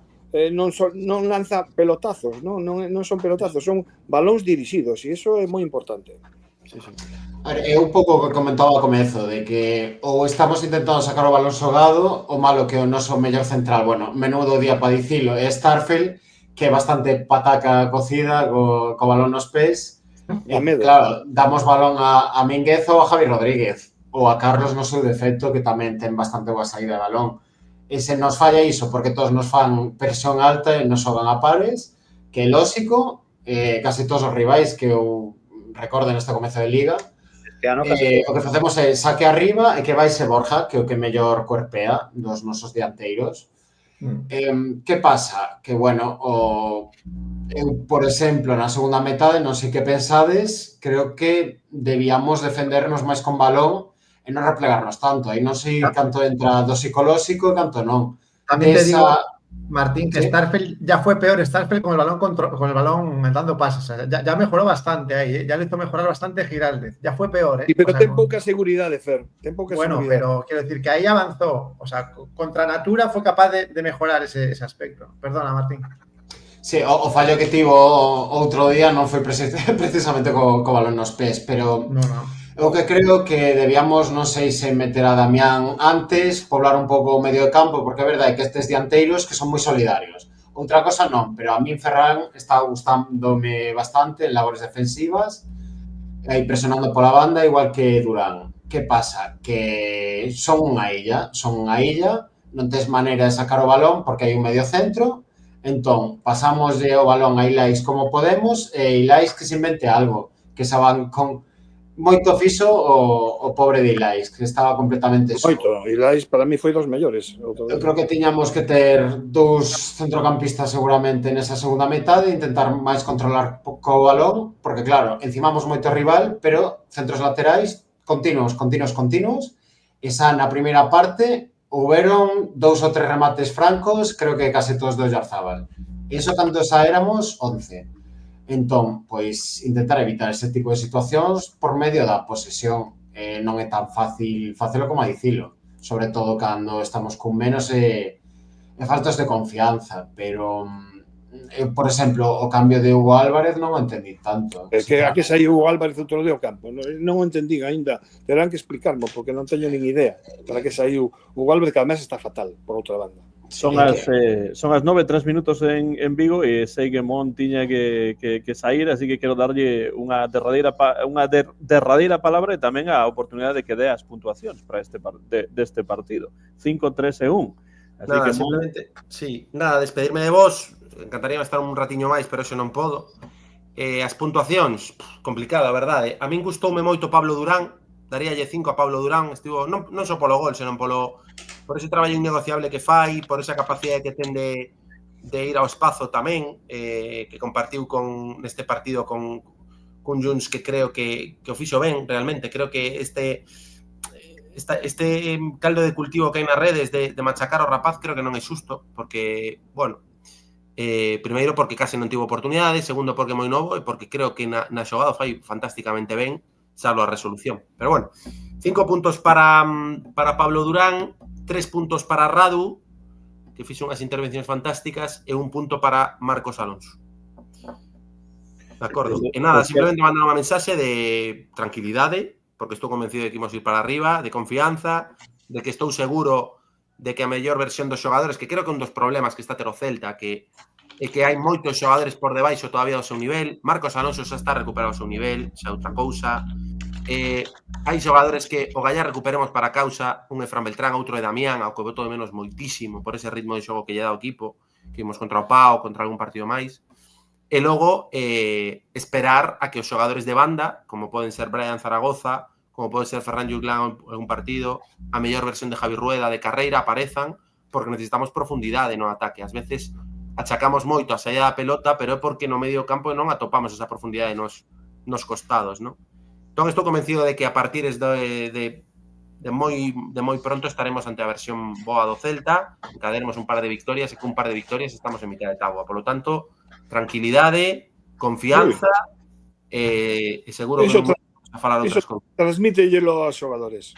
Tranquilidade, confianza. Non podemos facer nada. A falar aquí. Non tranquilidade e confianza baseado na fe, senón baseado na análise en perspectiva, non na fe, que é unha fe non falo de fe, falo de perspectiva, porque o equipo non está morto, o equipo empatou 7 partidos de 9, quero dicir, estivo preto da victoria en algúns deles. Entón, creo que o saldo de puntos que non é positivo, evidentemente, porque todos esperábamos máis, non garda estreita relación co rendemento real do equipo agora, que non está sendo bo, pero creo, a miña humilde opinión, que non está sendo tan malo como leo e como escoito, non só aquí, senón en outros sitios. O mellor estou trabucado, pero esa é a miña opinión, é o que sinto. Entón, bueno, gañamos os Oves, gañamos os Oves, o Niza ou non? Eu creo que sí que gañaremos. E iso que contra os franceses temos unha maldición, porque creo que nunca... Eu non lembro gañarlle a ningún equipo francés. Hostia, digo dato en Twitter, debeu ser Mundo Celeste ou a Futeza, unha destas contas que recopilan. Xogamos 4 veces en Europa contra franceses e empatamos 2, perdemos 2. Sí. Que acabo de ler. Por iso digo Olympique, Lens, sí, Olympique e Lens. Son equipos que se nos dan mal, pero bueno, xoves que creo que vai caer unha tremenda en Vigo, porque dan moitísima choiva como o domingo. Pero bueno, eu agardo unha mellor versión do Celta, que na Europa League xa teñamos 6 puntos que serían carrilar, en certo modo, esa competición de cara á segunda fase, e sobre todo que logo en Pamplona poder puntuar, se fora a gañar maravilloso, e calmar o entorno e darlle tranquilidade ao equipo para afrontar o final do ano dun mellor momento, vamos. Que porra vai haber, Antón? Que porra vai haber? Deámoslle unha porra tamén a Moro, sí. Para Osasuna, non? Non, haberá unha porra para Oniza e outra para Osasuna. Vale. Así que se Mon quere dar a porra para esos 2 partidos, pois pode facelo antes de marchar. Veña, pois digo, para Oniza creo que imos remontar en Balaídos, para variar. Otra remontada. Vai ser un 3-1. Un 3-1. Se vai estrenar Brian Zaragoza con gol de falta. Ya estás viendo todo, ¿eh? Vai marcar outro Don Iago Aspas para logo facerlle unha homenaxe fantástica e máis que merecida, que está prevista polo clube, que tamén menuda idea facer unha homenaxe ás 11 da noite, pero bueno, eso digo eu. Sí. Outro tema. Porque además a non se nos enfrían os rapantes, Antonio, xa me dirás. Hombre, claro. E logo un gol de Javi Rueda, veña, nunha arrancada desas pola dereita. Ese o resultado do Oniza e despois o partido contra Osasuna. En Pamplona, portería 0 e 0-1. Ole, yo lo firmo, todo esto. Gol de Ferran Jutgla para rematar ben a... Sabía, é que eu sabía. Eu tamén o teño pensado, case anoto antes de que o dices. A verdade é que a enfermidade miña chamase optimismo, pero bueno, aí estaremos. A ver se non me equivoco. Vereite o Coco outra vez o xoves. O xoves estarás ali? Hombre, claro.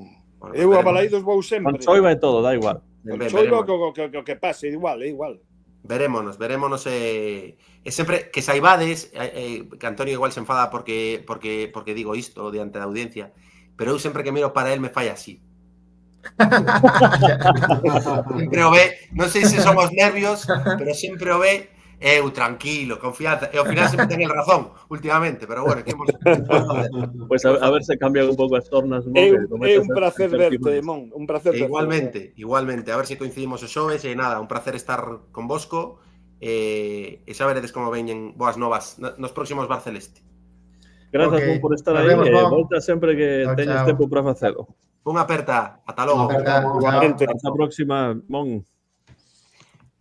Pois Mon marcha, pero Claudio Giraldez envía a unha sustituta que é Susi Bugallo. Hola, Susi. Esta é outra que Buenas noites. Que tal? Esta outra que vai ver. Cando tempo, nada. Bueno, non sei que se este cambio de Claudio estará Antonio de acordo ou non, non sei se con este cambio de sair Mon entraré ou non. Sí, sempre un placer terte aí, hombre. E ademais, Susi, temos a noticia magnífica de que o Real Club Celta de Vigo vai retransmitir por YouTube todos os partidos das Celtas. Entón, vou ter a posibilidade dende aquí de ver os partidos. No, eu alegrome sobre todo por ti, porque sempre comentabas, podían poñelos, así podían miralos eu dende Estados Unidos. Sí, a verdade, bueno, por nós, por mirar os partidos fora da casa. Pero, aparte este ano que está dando gusto, bueno, non que a tempada pasada non o dera, pero nesta categoría da gusto velas, por lo menos en cuanto a resultados. Y en cuanto a juego, el otro día estuvimos allí en la madrugada. Otro día disfrutamos, gustónos. Sí. Yo creo que, por meter un pequeño apunte, tanto individualmente como colectivamente, las Celtas ha dado un paso de gigante en un año o menos de un año bestial. O sea, la seguridad con la que juega cada una y la idea de juego es bestial. O sea, se atreven a hacer muchas más cosas que hace un año. O sea, el progreso es meteórico. O sea, es contra todo pronóstico, además, creo. Bueno, aparte, o plantexamento segue a ser o mesmo, pero creo que acertaron tamén as fichaxes, apostaron por renovar un pouquiño e traer as xogadoras importantes para afrontar esta categoría. Eu creo que foi un acerto. As novas incorporacións que vimos no último partido na casa contra o Depor, nada que obxetar, a verdade. Pois entra Susi nesta parte final do programa e quero preguntarvos para voltar ao partido por dous nomes propios. Un deles non estivo e outro sí. O primeiro é Ferran Jutgla. Semella que Ferran Jutgla non está a aportar o que moitos agardaban del. Hai quen agardaba goles de Jutgla, hai quen agardaba máis aporte, máis apertura de espazos, etcétera, etcétera, de Jutgla. Como ledes vos a aportación de Jutgla nestes 9 primeiros partidos? Que lle falta? Que pensades deste xogador catalán? Eu, se podo comenzar, ves un pouco de diferencia no caso Brian e Jutgla, porque Jutgla o seguinte a ser Brian, así que se queredes comentar os dous... Spoiler, estuve comendo a segunda metade esa, pero bueno, facendo un 2 por 1, creo que Brian sí que está sendo bastante cero a esquerda, por desgracia. Creo que Jutgla está aportando bastante máis. Que pasa? Non é un perfil excesivamente físico, na miña opinión, nin excesivamente rápido. Entón, non destaca tanto, creo que sí que acabarán cándolle algúns goles.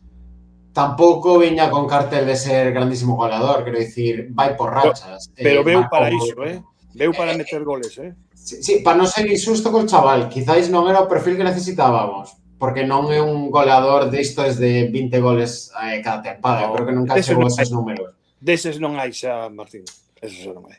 Creo que aportou bastante na xogada de gol, estivo ben coa persistencia.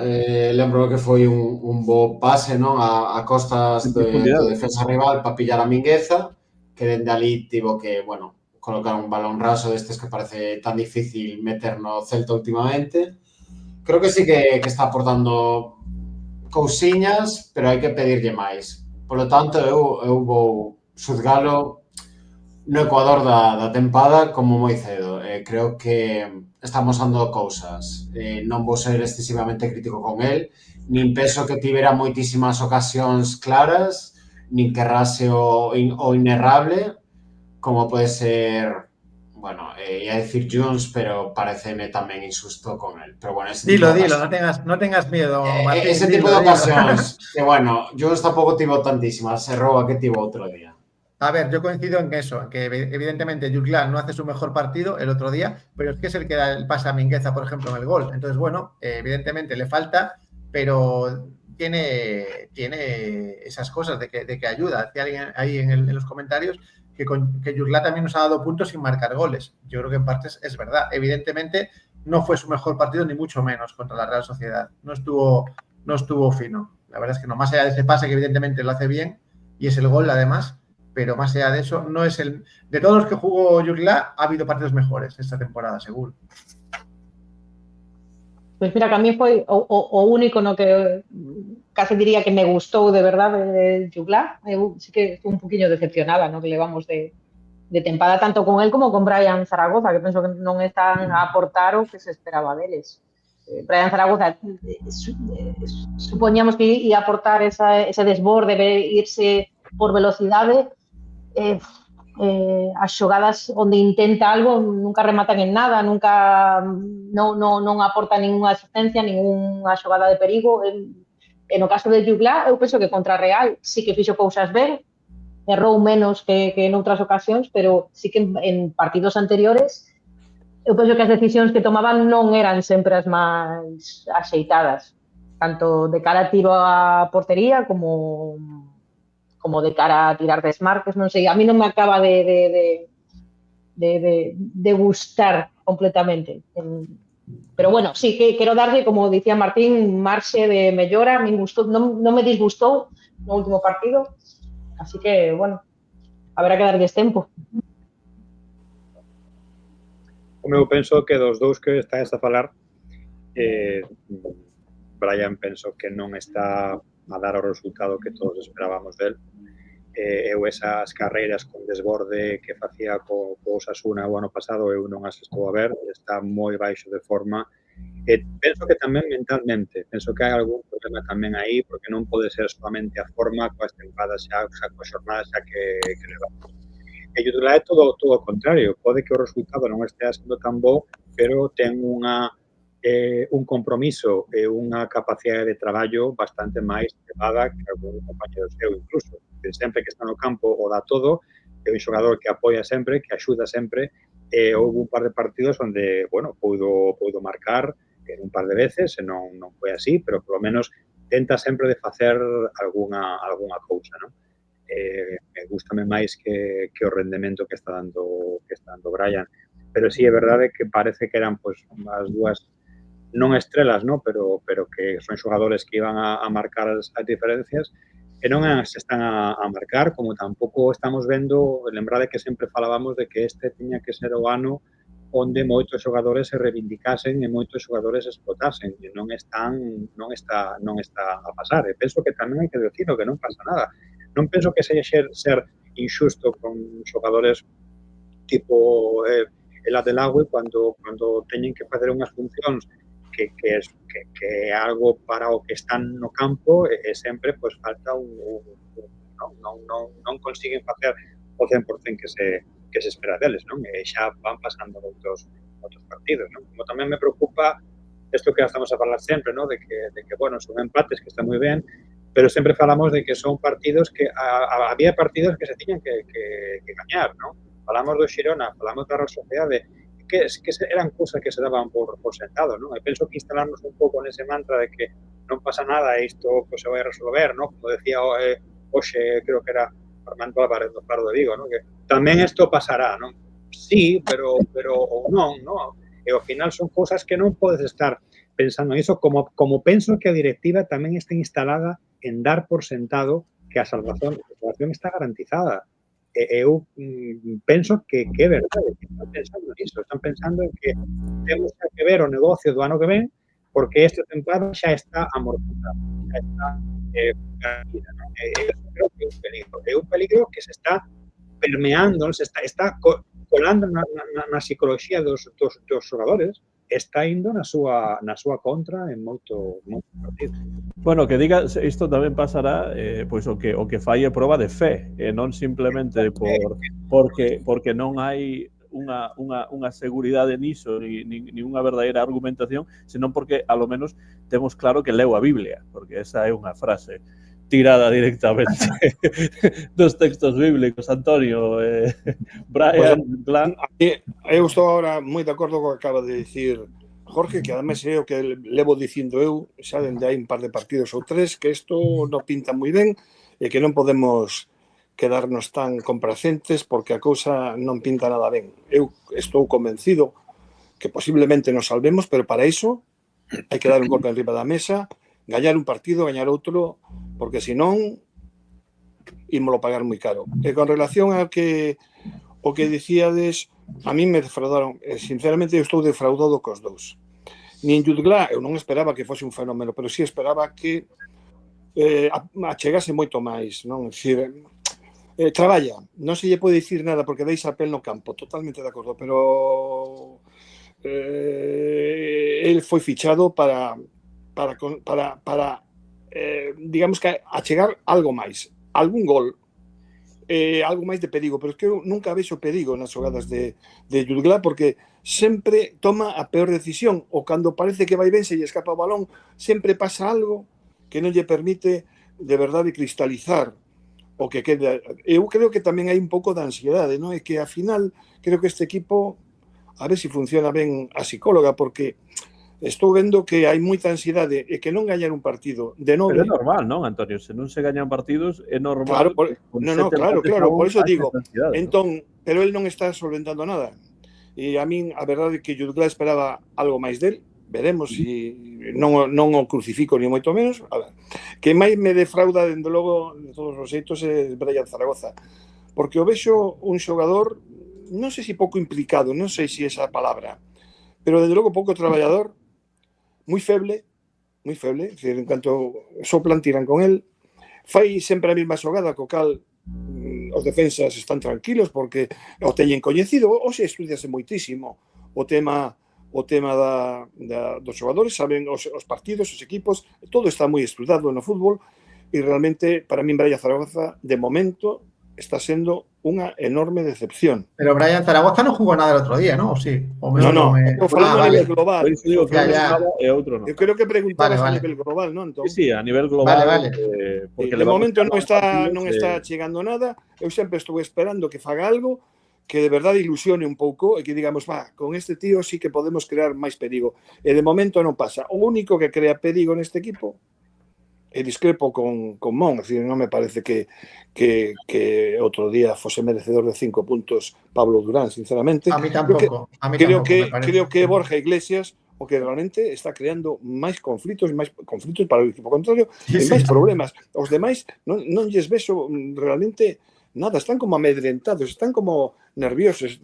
Son tanto un como outro, Antón, para min é unha decepción, un e outro. Pero bueno, esperemos, ahora que es que teñen que acolparse, que levamos 9 partidos, E 9 partidos casi. Claro, e que estamos hablando de un cuarto de tempada. Un cuarto de tempada, realmente. Con una plantilla que tampoco fue tan renovada, O sea, una plantilla muy parecida a la del año pasado. O sea que, efectivamente. Sí. Entón, Si é verdade que eu estou de acordo co que Antonio, que eu tamén vexo que Brian Zaragoza ten certos problemas de integración no grupo. Sí, eu creo que sí. Eu percibo iso, xa non é tanto o tema do xogo, que tamén é que as dúas cousas van A linguaxe corporal e verbal. E mesmo xa chegando a pensar mal, eu creo que os xogadores, os seus compañeros, non mandan o balón por onde está el. Creo que hai algo raro aí que non acabo de comprender. A mellor son imaginacións. Pues con lo que está pagando el Celta ya puede espabilar, porque claro, por eso mismo, es de lo más caro. Ten moitísima calidade, Abraham, estou totalmente de acordo contigo, eso non o dubida, pero iso hai que demostrarlo no verde. Realmente non se vai de ninguén. Eu vexo moi frouxo fora de... E a mellor esta debilidade física ven polo que di Jorge, porque anímicamente el non está ben, nin está integrado, igual estaba acostumado a outras cousas, non sei. Xa chegou fora de forma, porque chegou fora de forma. Sí, claro. Este equipo está ensamblado xa dunha maneira que se coñecen todos e tal igual, entón non traballa como traballa Jugla, que eso sí que non se lle pode...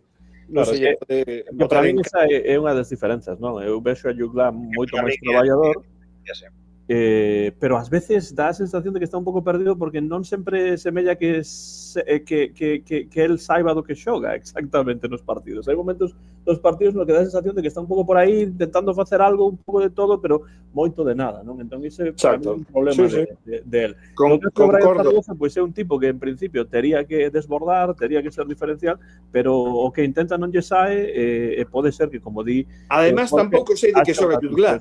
Non sei de que xoga Jugla, a verdade, que tampouco sei de que xoga. Pero para min ese é o problema, que xoga en diferentes lugares. Anda por el campo, tal, pero... Iso preocupa un pouco. Non refuga o balón, el pide o tal, pero despois toma unhas decisións bastante nefastas e vaiselle moito o balón, quere facer cousas e non pode. Se podo engadir algo sobre o de Brian, é que me preocupa o feito de que vale, pode estar fora de forma, porque se lle nota, non sei se fora contra o PAOK ou cando fora o anterior partido de Liga, que levaba como a 15 minutos e xa estaba esbofando pola boca, estaba moi mal físicamente. E como eu teño entendido que fixo a pretempada pola súa conta cando estaba no Bayern en verán, pero se es un deportista de élite a estas alturas, tras 3 meses, deberías estar a un mínimo aceptable físicamente. Non sei se tema de compromiso ou ben, como di Antonio, tamén pode ter bastante de tema psicosomático, de que estés mal, de que non se integre cos compañeiros, porque sí que parece un pouco seu nese sentido. Alguén dicía polo chat que ata que non defenda non vai xogar. Eu creo que máis ben que ata que non lle saia nada en ataque non merece a pena telo aí encima do céspede, porque intenta moita cousa, pero non está aportando. Entón, de que che vale? É máis lógico meter pola banda ou a Durán ou a Ferran, que polo menos son ferrotes en defensa para ser dianteiros.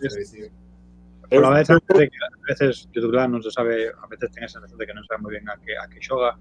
E penso que é unha cosa que nos está a pasar sistemáticamente, polo menos hai 20-25 minutos de cada partido nos últimos 5 ou 6 que pasamos por unha fase de polos en cabeza, que nos movemos de desconcerto. E aí sempre pasa, sempre hai unha fase do partido onde estamos desa maneira moi errada, non? Entón, a veces tampouco sabes moi ben por que sempre entramos sistemáticamente en cada partido en unha fase de desconcerto a que debido cando se move algunha peza, hai falta de comunicación, non sabemos moi ben que sucede, pero o feito é que está a pasar, non? Pasa sistemáticamente.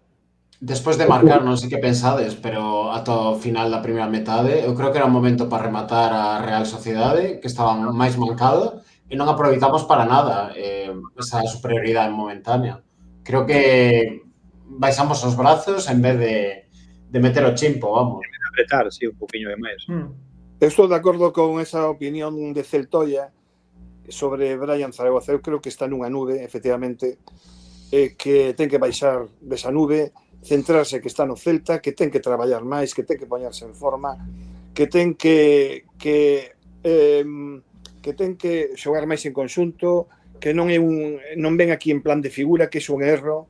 Se algunha vez o foi no Granada, fora do Granada figura non foi, porque ainda que xogou no Osasuna o ano pasado... A lesión un pouco ben, pero despois, claro. Bueno, sí, pero el onde brillou foi no Granada. En Osasuna a verdade que, bueno, máis ou menos, pero tampouco fixo grandes cousas e ten que centrarse, está nunha situación diferente, con un equipo medio feito, e el ten que entrar dentro desa dinámica. E logo hai unha cousa que me preocupa co tempo, que ben sabemos que para facer a opción de fichalo ten unhas cláusulas complicadas, se xoga o 60% ou máis do 60% e tal. E iso como empece a non funcionar. Eu creo que a directiva incluso perdeu a confianza nel. Teño esa sensación. O único que quizás non a perder, a mellor foi Claudio, pero é curioso porque é para Brian Zaragoza unha gran oportunidade para revalorizarse, non? Claro. Estes altibaixos que tivo, pois agora en un equipo como este, que ademais está en Europa, etcétera, pois ten unha moi boa oportunidade que non sei se vai aparte é o perfil que precisamos, non? Alguén que en un contra un sea capaz de desbordar. Claro. Realmente para iso os demais non o van facer, porque Jones non o vai facer. Jones en un contra un non se vai de ninguén. Si por velocidade, campo aberto. A Pablo pasalle exactamente igual. Necesitamos ese xogador, pero claro que funcione. Porque os que desbordaban xa os venderon e xa non están. Bueno, para ir pechando o programa, imos, se vos parece, coas puntuacións. Monxa deu as súas, bueno, pois vou eu con elas. 5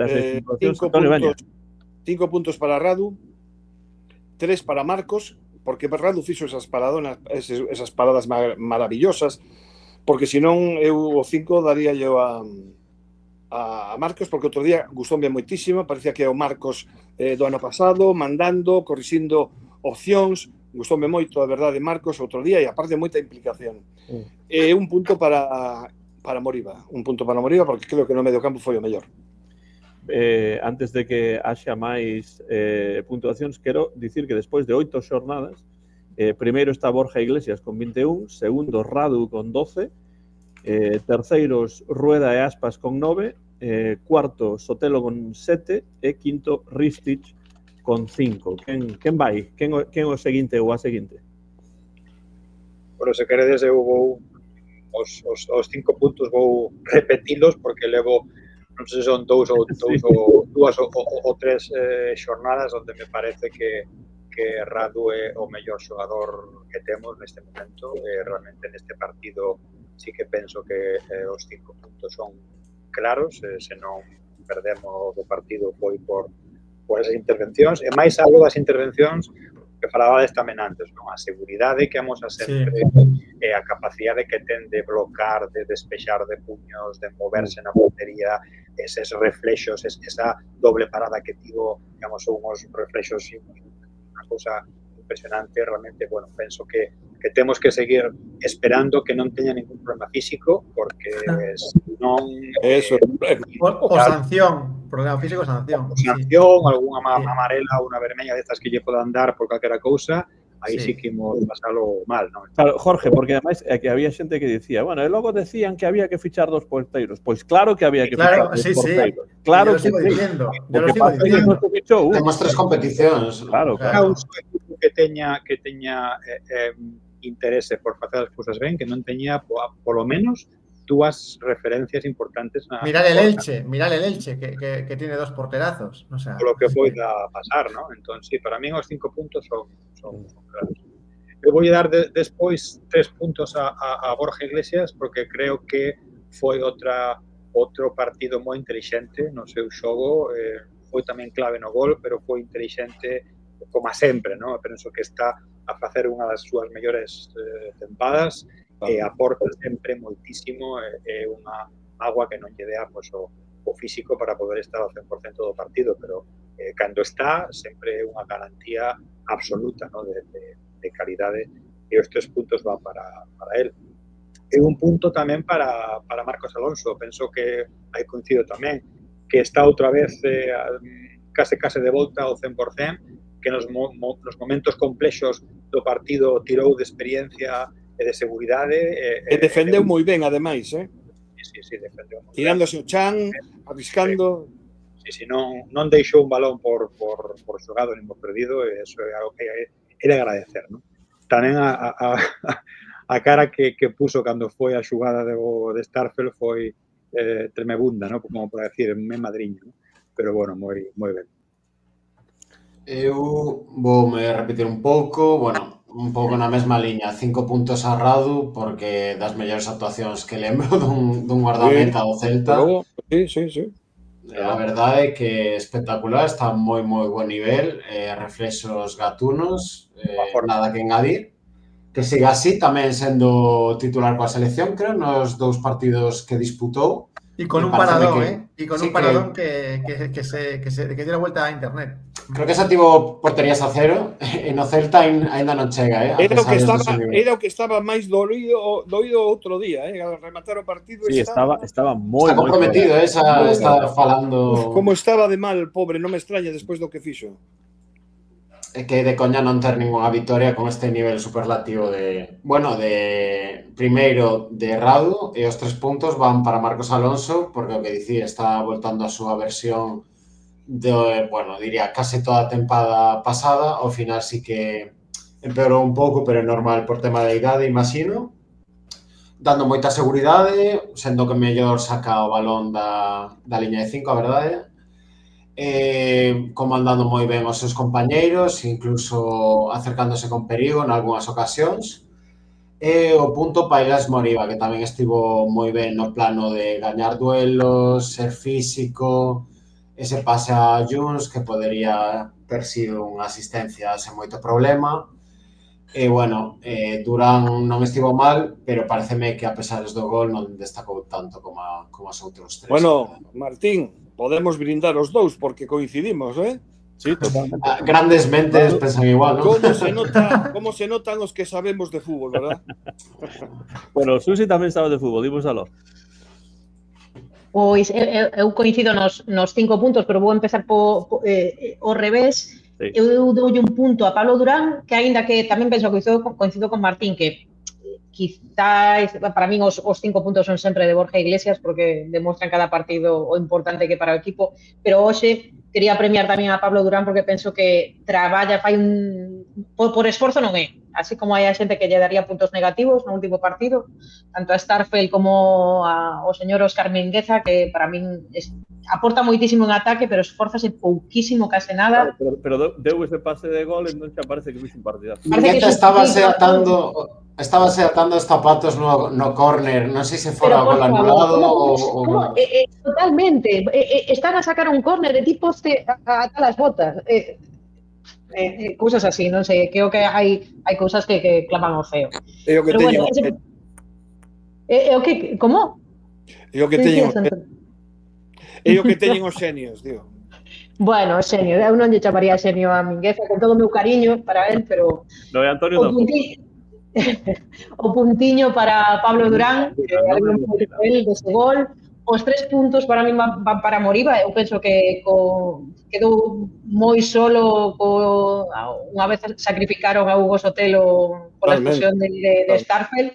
Mal sacrificado. Quizás sí. Pero Moriba, a pesar diso, fixo un traballo fantástico. incluso filtrando esos balonciños entre líneas que creamos na segunda metade, viñeron de algúns balóns de Moriba, así que 3 puntos para él e os 5 pois, para Radu, que San Radu, que o Gallá dure moito esta trayectoria ascendente e se a cousa sigue así, eu confío que vai nos dar moitos puntos, porque nun 11 contra 11 outro día con esa actuación de Radu non nos empatan o partido. No, xa nos puderon meter antes, con 2 cabezazos que foron fora que os vin dentro. Claro, ese é outro problema.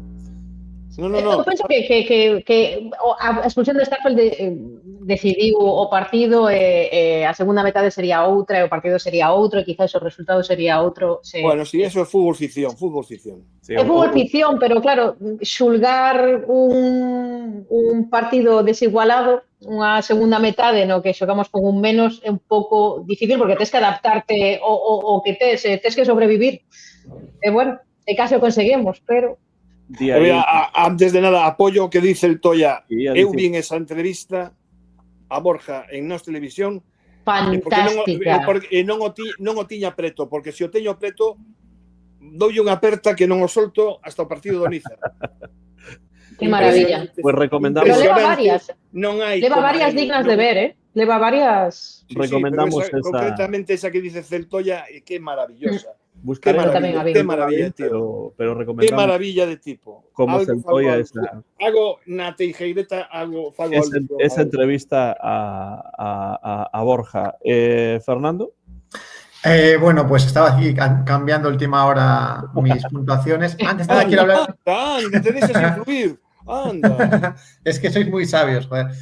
Antes de dar la puntuación quiero hacer un comentario que me quedó ahí en el tintero sobre los cambios el cambio de Giradez en el descanso. Evidentemente, a mí también me sorprendió que despoblara el medio del campo en esa situación. Sí. Pero claro, yo quiero pensar que Giradez lo que busca ahí es primero no encerrarse tan pronto en el partido y después buscar un contragolpe. Entonces no cambies a un centrocampista. Porque claro, entonces...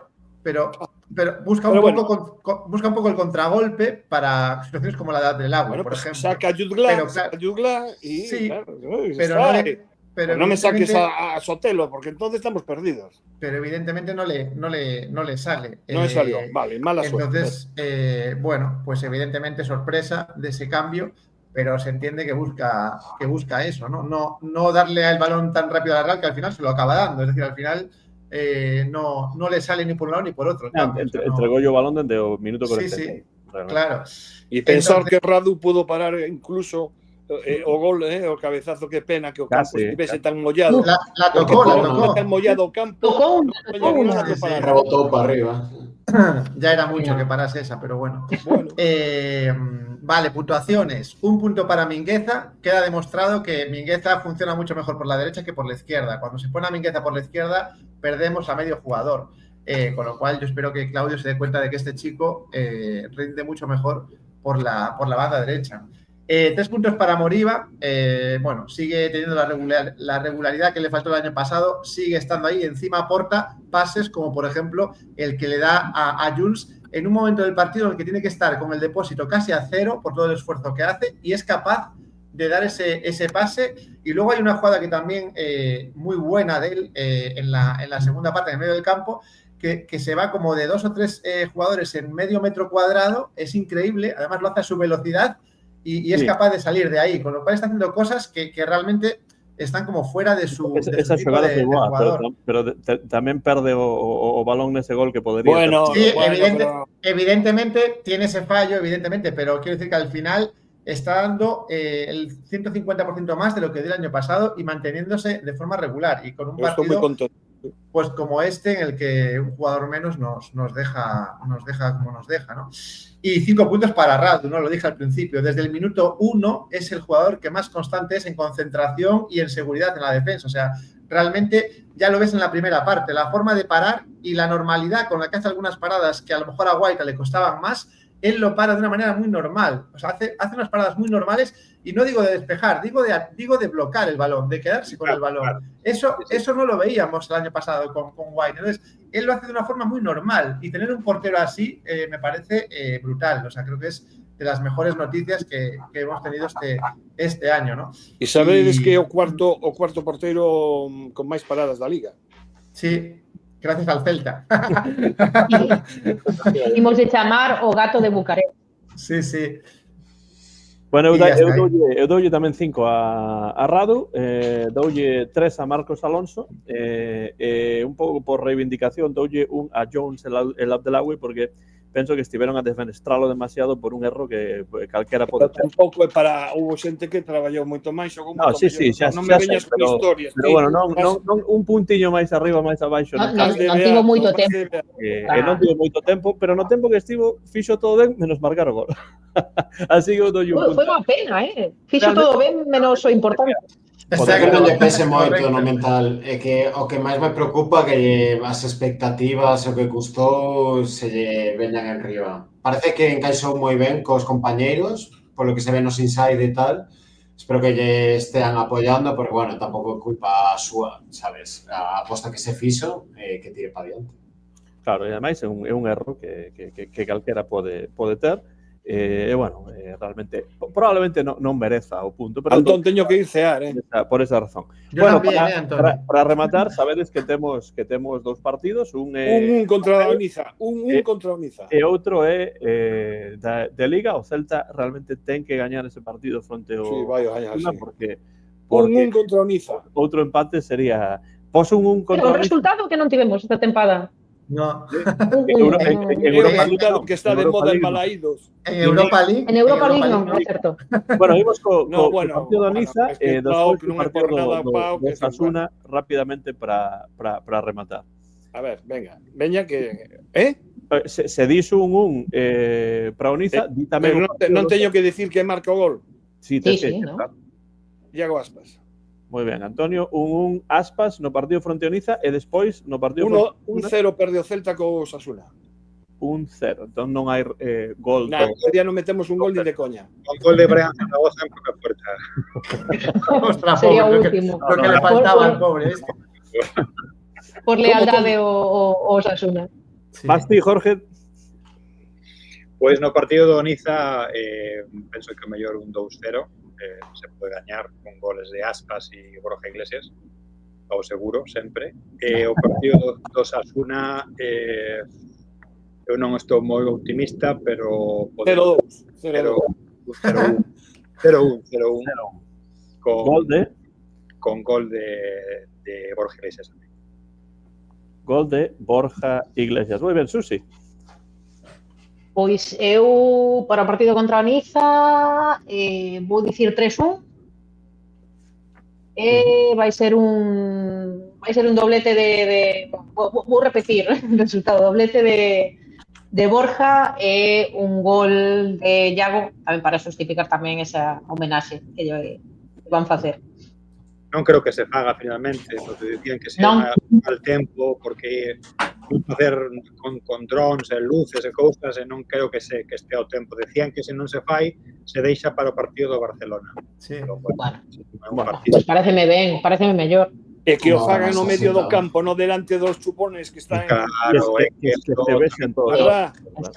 É moi triste que o fagan diante de toda a chupoptería que hai aí. As 11 da noite, un día entre semana. Non ten sentido ningún. Non ten sentido ningún. Pero que algunha vez ten sentido o que fai esta directiva. Alguna vez, sí. Alguna vez. Probablemente nos estropeamos. Claro. Susi, Osasuna. É unha cousa que non dixen, pero o ano pasado o meu fillo si saiu destos nenos que están coas bandeiras. O ano pasado te podías anotar, bueno, había un sorteo, cousas, pero este ano, para anotarte, tens que pagar €1. É unha cousa, sí. Eu penso, Jorge, que ten que ver co finiquito de Benítez, seguro. Todo ten que ver. Vamos porque ainda estará o finiquito aí. Bueno, non me digas iso, Jorge, porque me dá un ataque ao corazón. O ano pasado non había gastos de xestión. Este ano, cando ti queres meter... Por eso xa non fuximos máis, porque me pareceu mal que unha cousa tan sinxela como é meter o nome do abonado de, bueno, que o teu neno saia iso, ata agora está costando un gasto de xestión de €1. Alucinante. Eso non me parece ben. Non me parece ben. En fin, Iso non ten sentido. calo, En absoluto. Ningún. Susi, Faltábame o Osasuna. Osasuna. Osasuna, vou dicir un 2. un 2. Un 2 con goles de Javi Rueda e de Juglar. Javi Dios Rueda mío. e Jude bien, Law. Susi, ben, beso en forma, me cachis. Martín, A ver, primeiro Osasuna, que bueno, non sei se coñeces a falacia do xogador, entón eu vou meter unha victoria ata que ocorra porque ten que acabar sucedendo, non hai Exacto. outra. Entón vou meter un 0-1 con gol de Borja porque de momento poucos máis se están marcando. A estadística. Sí, Niza, que por certo dame un pouco de mágoa que non sexa ali o partido porque viví varios anos en Francia, cidade preciosa, Niza, bonita costa, recomendo moito a visita, penso que tamén vamos gañar. Creo que non andan moi atinados eles tampouco en Europa. 2-0, porque dunha vez ten que quedar a portería cero, vou dicir Iaguinho, como sempre, Brian, pero acto de fe, máis que de cabeza, verdad? Vale, Martín, así me gusta. moi ben, moi ben. Teño que Sois admitir. todos moi optimistas, alégrome. Veña, Fernando. Vamos a ver. Celta 2, Niza 1. Doblete de Brian Zaragoza. Vamos ahí. Moi ben, moi ben. Bravo, Fer, bravo. Moi ben. Iso sí que é un acto de fe, no Eso xa non é ser optimista, ese. Eso xa é Diferente, ¿no? lo sobrenatural. Hablamos el jueves a las 11. Venga. Y Osasuna 1, Celta 2. Y ahora sí que os vais a reír. Goles de Pablo Durán y Abdelawi. Vale. Vamos. Non, gústame, Vale, gústame Fer. máis. Hombre, Máis tamén, sí. tiene que espabilar en algún momento el chaval. Sí, non creo nin que xogue. Díaz Rael, auto de fe. Totalmente. No, creo auto que- de Fer. Auto de Fer. Auto de fer, de fer. Auto de fer. De fer. De Fer. Bueno, Auto de Fer. eu digo o partido fronteriza 2-2, goles de Brian e de Jude Law. E o partido do Osasuna, pois vou dicir 0-1. 0-1, gol de Hasta Aspas. moito 0-1 aí, moito 0-1 aí. Aspas no remate do encontro, porque o Celta realmente precisa esa primeira vitoria. Precisa moito máis a vitoria na Liga que na Europa. Eu a verdade é que vou a Europa League, aos partidos de Europa League bastante desanimado. Teño que dicir a verdade. Bueno, hai que disfrutar, Antonio, como disfrutamos aquí. Si como quieres, disfrutamos tamén. quedamos el jueves antes de entrar y te animo, Antonio. Claro, efectivamente. Esa é unha boa Pois, idea. o malo que vai chover moito, Fer. Como Bueno, hombre, llevo disfrutamos, paraguas, Sí. no te preocupes. como disfrutamos Ali tamén de baixo do telladiño de Claro. Balaídos. O que din polo chat, verdade, que é verdade que poderíamos ter partido contra Benítez na Europa League. Me gustaría, me Eso xa gustaría. sería... O ambiente alto riesgo, pero altísimo. Me gustaría y ganarle, además. A mí, mentres non me toque un equipo israelí, que por además diría que non xoga Celta, non xogaría, se fosen cool, sería maravilloso. Pero deixa Benítez en paz, deixa de un paz. Facemos como as xogadoras da selección de balonmán, xogamos contra Israel e metemos unha tunda. No, eso é... Bueno, iso é... Bueno, falando de reivindicacións, a protesta ao inicio do partido, outro día, contra a Real, que quedaron parados. Segundo parece, a xente queixábase de que a retransmisión da Liga non... Sorpresa. Non. Pero por eso fixeron... Pero por eso fixeron 15 Claro, segundos e 15 segundos. Porque unha vez que empezan a xogar, creen que xa non vai a haber. E en ese momento pararon. Sí. Claro. Está bien pensado. Alguén preguntaba no chat que pensábamos da payasada esta do partido en Miami, non sei Bueno, deixádeme a mí... porque te xeixei, vale, non quero... Eu dixenlle a Rubén que deixábamos iso, Rubén Lomba, que preguntaba Vale. iso, pois dixen que o deixábamos para a vindeira semana porque senón estábamos aquí ata as 12 Estábamos aquí ata o fin dos tempos. Rubén Lomba é Dá para sabio, moito. amigo. Rubén Lomba e Abraham son dous sabios. Pois temos tamén para xa cerrar o programa a Tejereta de Antonio García. Dame un segundo, Antón. Déjame añadir sí. una última línea para terminar. Los que antes no pude. Los que dicen que ya conocen los equipos rivales al Celta, cómo pararlo y que por eso estamos mal, digo yo que en una época en la que todo el mundo tiene toda la información, el Celta también sabrá cómo parar a los demás. Con lo cual, a mí ese argumento no me vale. Porque entiendo que el Celta no es manco y sabrá cómo parar a los demás. Con lo cual, estamos peor porque ya nos conocen.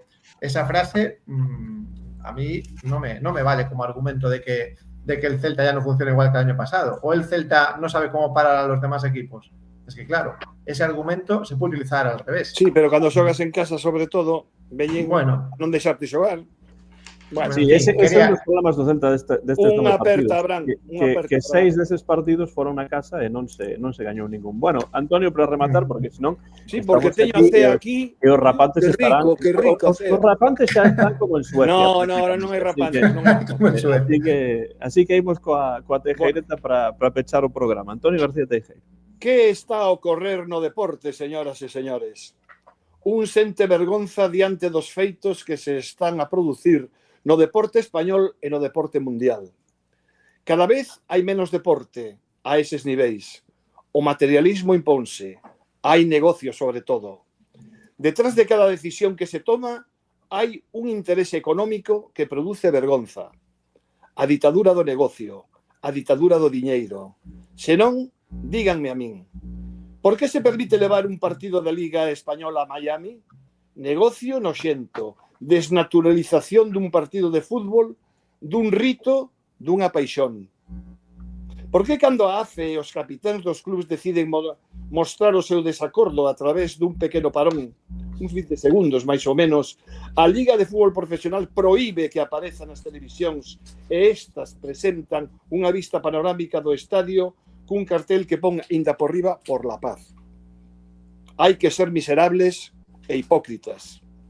Por que non permite a Liga de Fútbol Profesional que os locutores falen negativamente dos partidos e fagan a xente comungar con rodas de muiño? Réxime dictatorial imposto por un ultradereitista Tebas. Por que se oculta a homenaxe dun club señor, o Athletic de Bilbao, a varios exiliados palestinos, por certo, aplaudidos e felicitados por xogadores e ovacionados por un público posto en pé? Por que Israel segue a xogar, sen ser europeos, no Eurobásquet, no medio dun cruel xenocidio en Gaza? Por que se reprimen nos eventos deportivos as protestas contra ese xenocidio? Por que nas competicións europeas de fútbol e na Euroliga de básquet participan Maccabi e Hapoel? Por que viamos a bandeira de Ucraína nas televisións cando Rusia invadiu este país e non aparece a Palestina? Por que os equipos rusos, os atletas rusos, os deportistas rusos son excluídos e os israelís non? Mil preguntas podería seguir facendo, pero son tantos os casos que quedaría sen tinta e sen voz. O capital, os fondos israelís, as estruturas económicas seguen adulterando competicións deportivas porque o negocio se está a comer o deporte. Sinto noxo e impotencia perante tamaña hipocrisía. Unha sociedade aborregada dá as costas a estas realidades e dóeme moito. Hai algún tempo que vexo o fútbol e o deporte en xeral dende o pesimismo e a rabia contida. Pensemos por nós, teñamos pensamento crítico, arrimémonos ao coñecemento e sexamos éticos, porque a ética e a dignidade teñen que conducir os nosos comportamentos. Adenda, bravo, bravo unha vez máis, prezado Borja Iglesias, por defender o galego, o colectivo LGTBI, por loitar contra o racismo e criticar xenocidios, defender a Bellerín e a todos aqueles que son diferentes. Segues, querido Borja, a ser un exemplo. E Borja seguirá sendo un verdadeiro exemplo. A min xa sabedes que o xogador co que máis me gustaría tomarme unhas cañas ou un café ou que el quixese. Mundial de 64 equipos, mundialiño de clubes, que xa é un mundialazo. No, que podería seguir facendo, que poderías continuar con moitísimas e a cosas. CEA enfriaría. Supercopa de España, fora de España. Exacto. No, por eso os digo, porque Unha sería interminable. Pois con esa reflexión de Antonio, deixade comentarios se queredes pola parte de abaixo do programa e, por suposto, tamén as puntuacións e as porras pro partido fronte ao Niza na casa e fronte a Osasuna en Pamplona, e con iso rematamos este programa de hoxe. Moitas grazas, Jorge, como sempre, por estar aí. A ver se nos vemos a semana vindeira con 3 puntos alo menos na Liga. Él prefería verte en Vigo, pero bueno, tú eres así. Eu tamén prefería verlo en Vigo. Mentira. O allá sí, o allá puntos, a ver se temos 2 partidos un pouco mellores. Sei que o tempo non vai acompañar, que polo menos o resultado e o esforzo dos xogadores vayan co resultado. Martín, pois grazas por voltar polo Bar Celeste esta semana. Gracias a vos por terme aquí, gracias Antonio por esta belísima tejeireta, moi acertada como sempre, por desgraza, pola situación sociopolítica actual, non engado ninguna coma, e bueno, vémonos no próximo empate 1-1, imagino. Agardemos que non, Martín, agardemos que non. Susi, grazas por estar aí, e xa veremos os partidos das Celtas en YouTube, que teño moitas ganas de que así sexa, e se esen comentaristas, ainda mellor. Ainda mellor. Sí, o próximo será en 2 semanas, porque hai partidos de seleccións esta fin de semana, entón ata o primeiro fin de novembro non haberá partido, que será na casa contra a Real Sociedade. Así que, bueno, ali intentaremos estar. E, bueno, grazas a vos por invitarme, un placer, como sempre. Bueno, como di Martín, non lle cambio nin un punto, ninguna coma a tejeireta de hoxe de Antonio. Bueno, orgullosa tamén da nosa afición, que recordou a Aitor Zabaleta. Efectivamente. Mandou a Tebas para casa tamén, dixo de Tebas vaite xa, e dos xogadores de ambos equipos facendo ese parón, reivindicando tamén a payasada esta que se está facendo. Grazas, Antonio, pola presenza, pola teijeireta e por esas preguntas que, como diría Bob Dylan, are blowing in the wind, ¿no? Hombre, o que diga Bob Dylan vai a misa sempre. Non precisamente a misa no teu caso, pero... No, eu digo. Claro. Ben, pois nada, moi contento como sempre, de o último non puiden estar porque fora un concerto, pero bueno, aquí estou moi contento, hai xente magnífica, gracias aos que les gustou a teijereta, me refiro aos que están aí detrás de todo isto, ¿no? Que non se ve máis que 4 palabras que poñen, e sobre todo, bueno, pues que é un gusto falar do Celta, ainda que sexa mal, desexando que isto empece a cambiar porque senón vaise poñer horroroso. Eu pensar ir a Balaídos con un equipo medio afundido sería terrible. Penso que non vai ser así, creo que imos levantar cabeza, pero non nos confiemos. Moitas gracias e un placer estar con vos. E grazas, Fernando, porque o que non cambia nunca é que o Bar Celeste pode escoitarse en moitos lugares. Exactamente, bueno, gracias a todos por estar ahí. Este bar hoy con 7 participantes ha sido todavía mejor. Gracias a todos los seguidores y sobre todo, sí, eso, saber que estamos ahí en Instagram, @elbarceleste, en YouTube, en Facebook, en iVoox y es en cualquier parte. Si pones el Bar Celeste en Google ya te lleva a todo el universo del Bar Celeste. Ya llevamos 8 añitos ya. Como diría Buenafuente, Berto Romero, nadie sabe nada, en Internet. Ahí está. En el Internet, exactamente. Bueno, grandes. Os digo que estades aí, verdades o Berro Celeste para estes 2 partidos que son importantes. Para min, sobre todo, o partido fronte a Osasuna. Grazas por estar aí, vémonos a vindeira semana aquí no Bar Celeste. Menos mal que a megafonía aquí funciona mellor, porque en Balaídos eu non me entero de nada o que dice. Sí, no se escucha bien, ¿no? En as ruedas de prensa nunca se escoita. Creo que tiveron que repetir a última, e Claudio, non se escoitaba. Non é porque este aberto gol, pero que antes tampouco se escoita, tampouco se entende. Como sempre, o Celta a la Celta si se escoita, pero por lo demais... Isto tamén é o finiquito de Benito. E tamén quero dicir outra cosa, perdón. Hai que dicir a directiva, primeiro, que as homenaxes no medio do campo. E segundo, que cando se garde un minuto de silencio, Espinosa non nos o recordo, que se poña a fotografía do xogador ou da Sería persoa, boa idea, vamos, sí, sí. da persoa, Claro. porque poñen negro e o escudo do Celta. Non, mira, a xente non sabe por qué moitas veces. Claro. Non custa nada facer as cousas ben. Esta directiva empeñase en facelas moi mal sempre. Porque Ok. despois, en cambio, si funcionaba con anuncios e tal e cual. Os que vimos, que estamos en Río, Claro. vemos aquel marcador e parece de xoguete. Ok. Independentemente de todo iso, por favor, un pouco de respeto para a Por xente que se cierto, llega a un minuto de silencio, Sí, ¿no? sí. Por cierto, Espinosa, que jugaba cuando empezábamos a ir al campo. Yo, años 80, mediados de los 80, yo empezaba a ir al campo, con lo cual ya es de mi época. Sí, ese Claro, jugador. pero Sí, a sí. xente se preguntaba uns aos outros por Sí, que sí, claro. Porque en pleno minuto de silencio, por favor, si non costa nada poñer aí unha fotografía. Y la hay, ¿Eh? además, hay fotografías de. Sí, sí. Exactamente, Iso- pero nada, iso- estos son así de cazurros e non hai forma Iso nos campos ingleses e non só da Premier League sería impensable, porque aí sí que se fan esas cousas Claro. realmente moi ben. Gústame moito, por certo, a música de Negra Sombra que se escoita. Iso Sí. Hombre, claro, moi iso bonita. sí que me... Iso sí Un me- acerto dende sempre. Eso de Pues nada, esta megafonía sí que funciona, así que deámoslo berro celeste para rematar, pues, como se di en inglés, in style, ¿no? En perfecto estilo. Como sempre, o de sempre. ¡Hala!